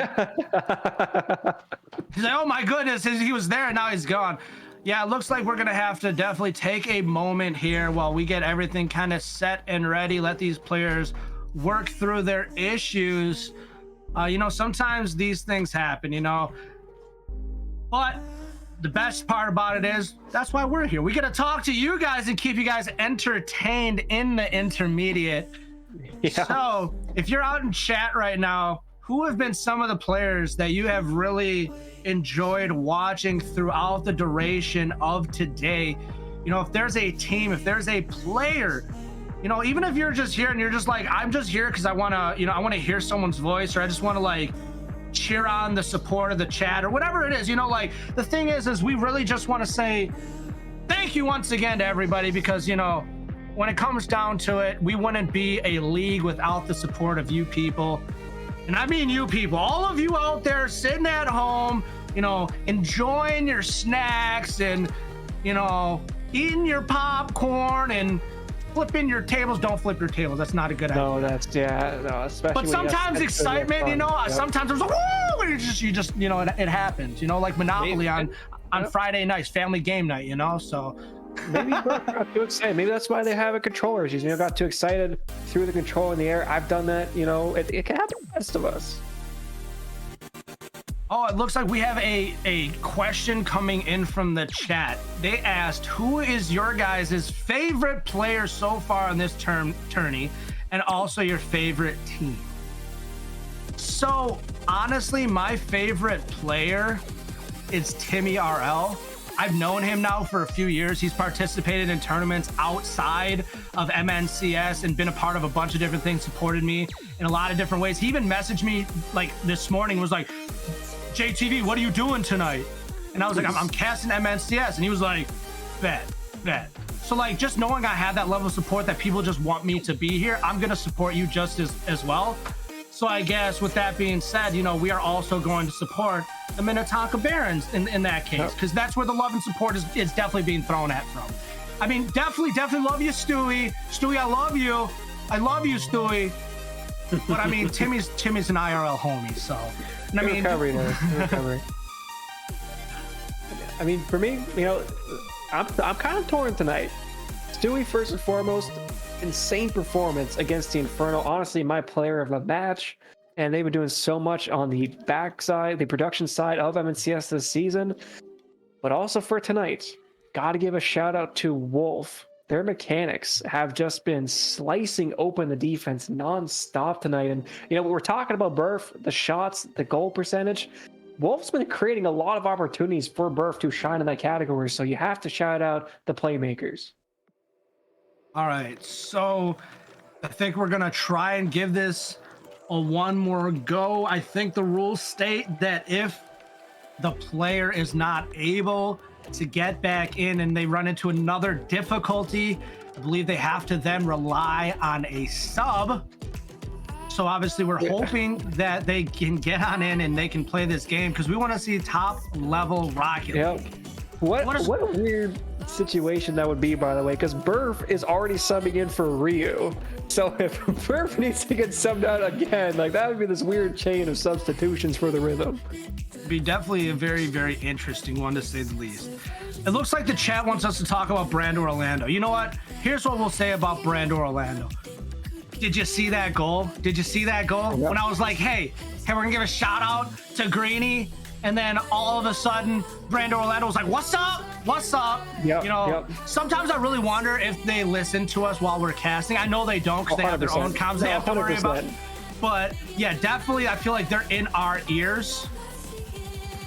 Oh, they were a trade, yes. So he was A trade, traded for huh? Ryu. So we're hoping that Burf can get back in there. Like I said, there's so much going on today. There's so much, you know, at odds here today. There's so much at play here today. And we're just, I know, like I said, I'm already at the edge of my seat. I'm excited. I'm ready to go. And we're hoping that the rhythm can get back in here and they can get all players up and ready to go. You know, real quick, while we kind of let this all kind of play through, we're going to take a quick break so we can take a moment for ourselves real quick, and we'll get right back into the action. I'm caught up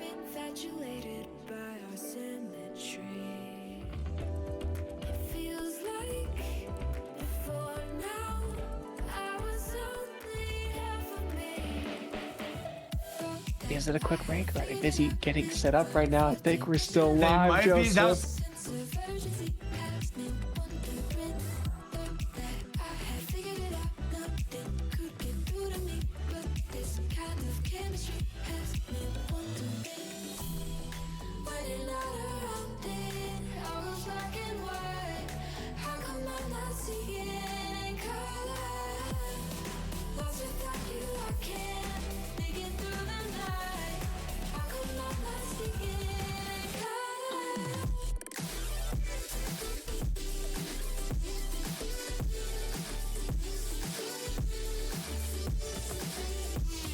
All right.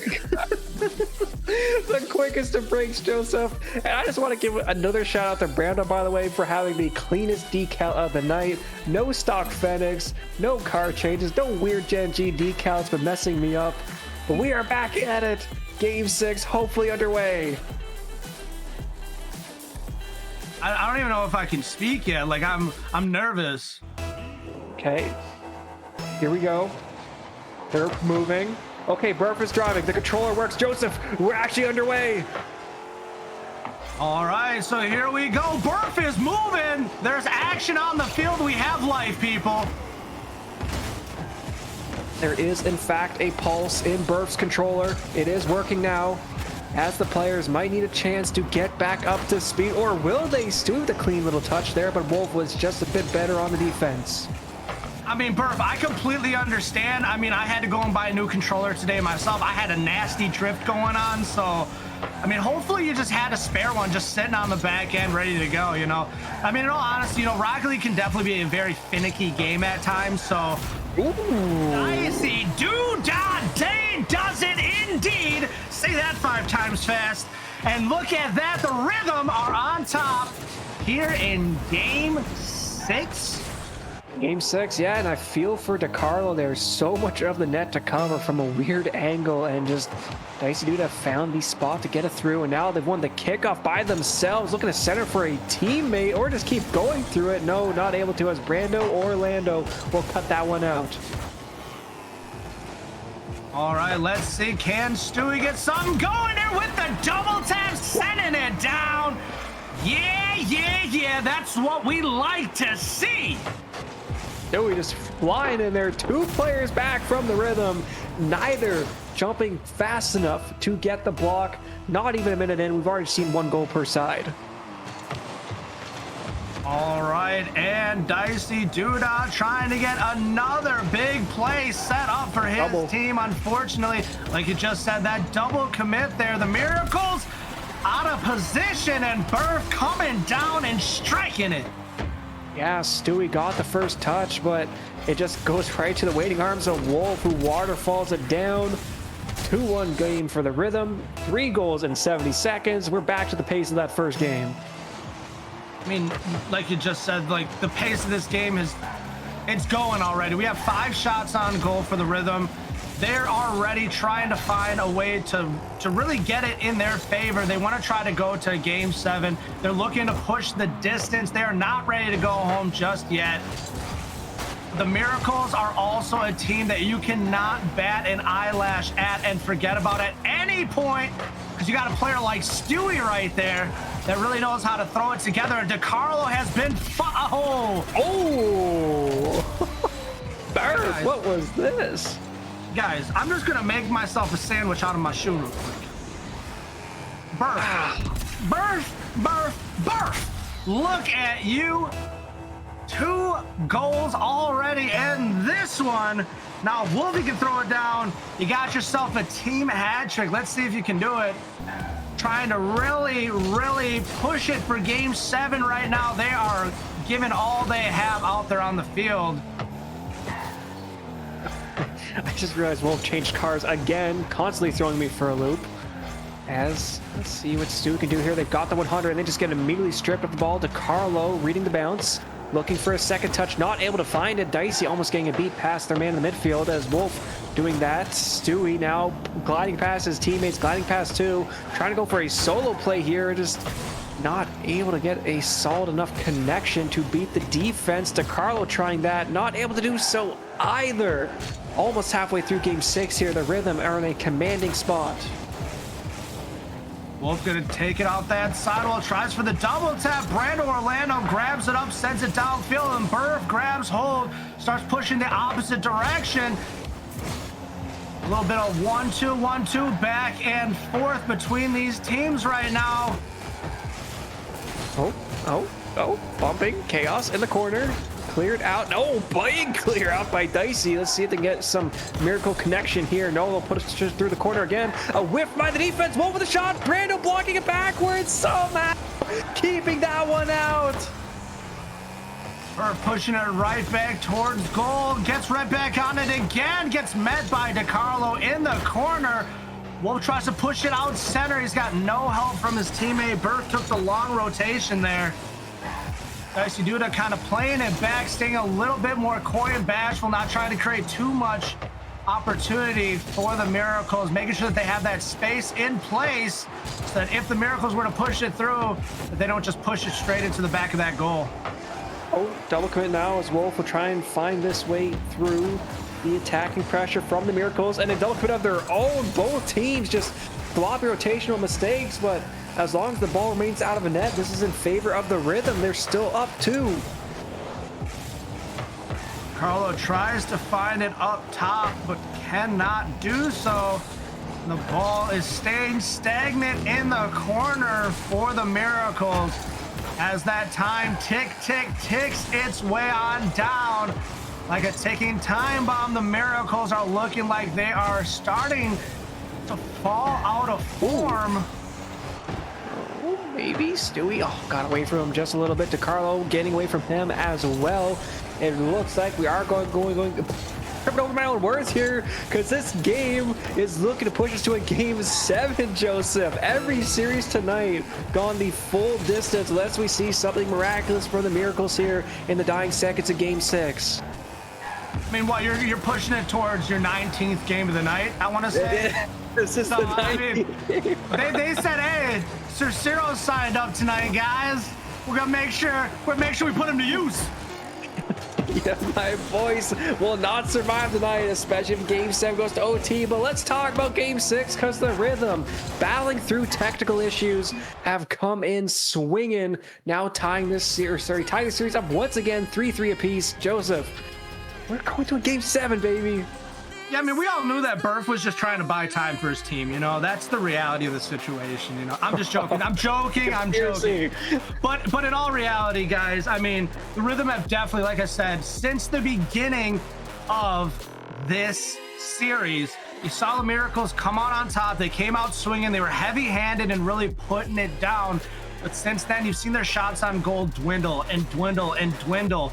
And once again, you're seeing 10 shots on goal into the comparison of 6. DeCarlo didn't even get a shot on goal. I think that might have been the first game that DeCarlo did not have an opportunity on goal in the entirety of this series. And that's got to say something, that they're now starting to shut down the key playmakers. You're starting to see players like Dicey Duda, who's been kind of riding the tail end for the Miracles. Not the Miracles, the Rhythm, not in a bad way, but kind of just like playing a little bit more shy, playing a little bit more bashful, staying a little bit more on the back end, not being too aggressive. Now they're starting to really find their form, and every single player on the Rhythm is pushing 400 plus points right now.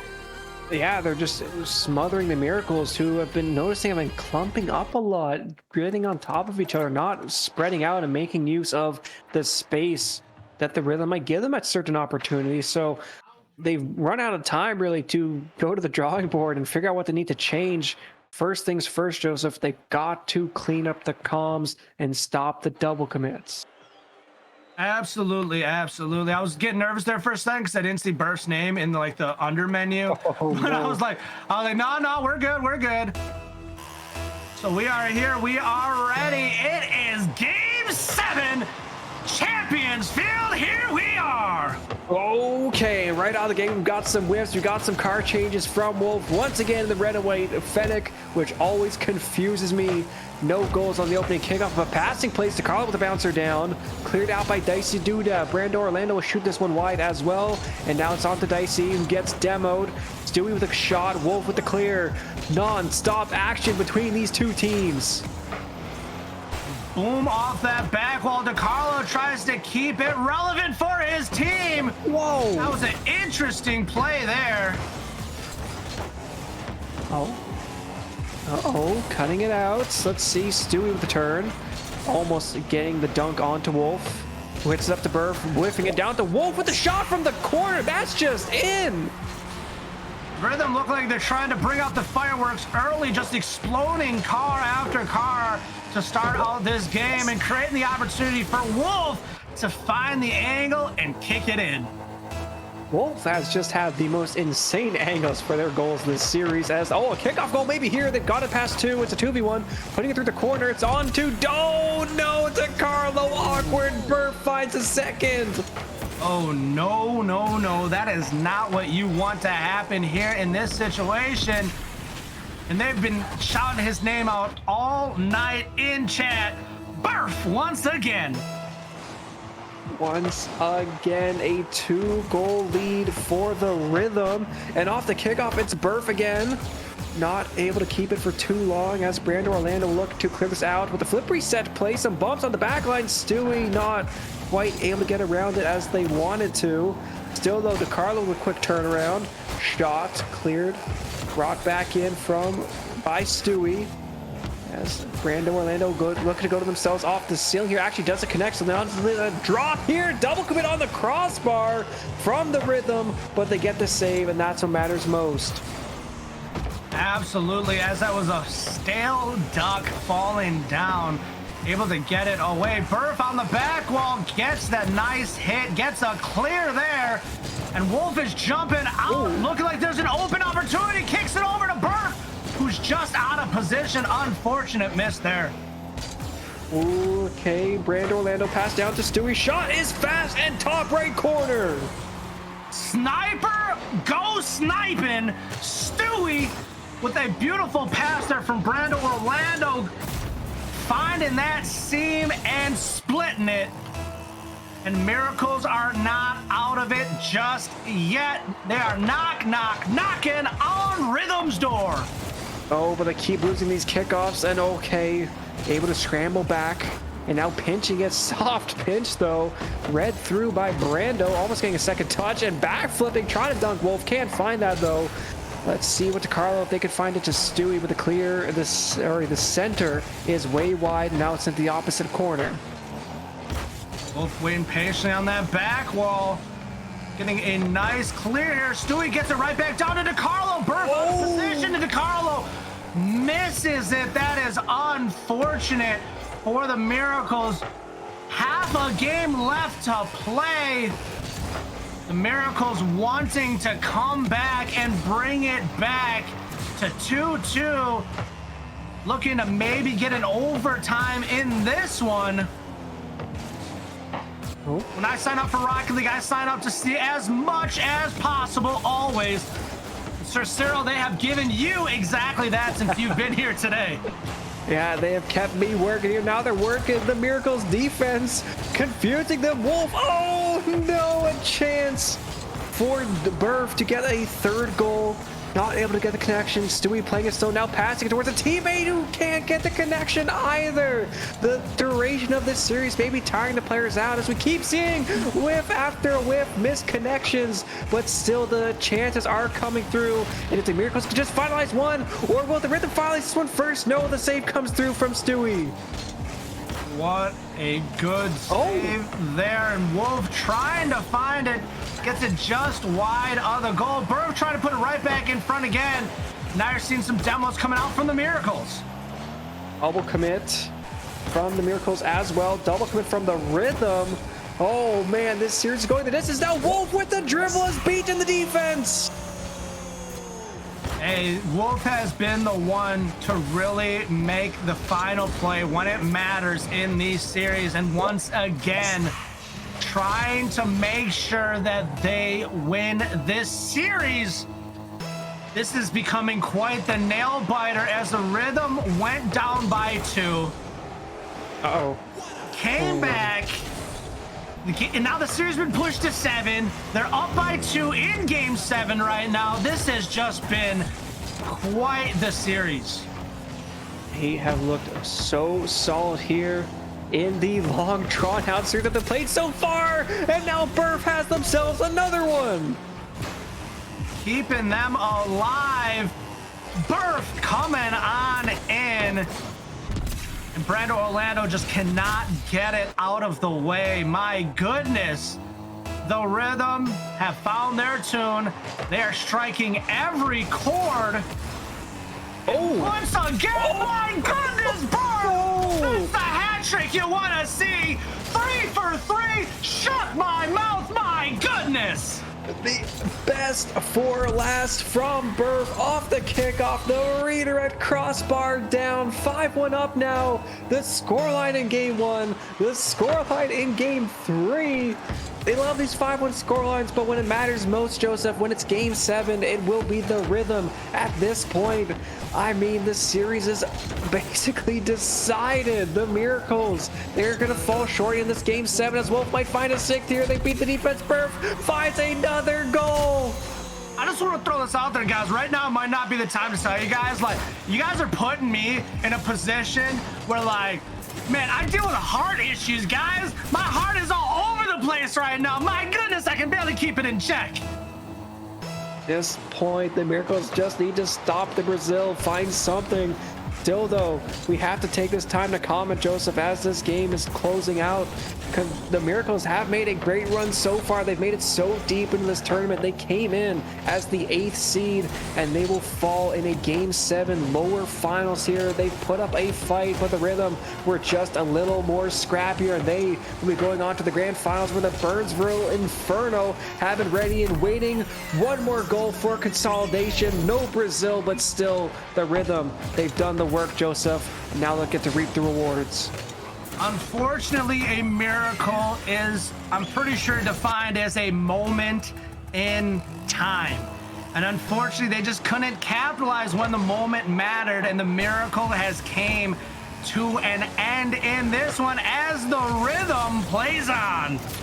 Oh, one more as well, bringing the deficit to only 3, but still, congratulations again to the Rhythm. The dribble plays by Wolf, the shooting from Burf, my god, the shooting from Burf, and the supporting play from Dicey, the demos, the passes, the saves, a solid team effort from all 3 players.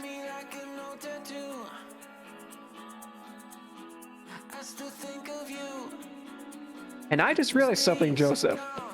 Every series the Rhythm have played tonight have gone the full distance. They beat the Lumberjacks 3-2. They beat the Barons 3-2.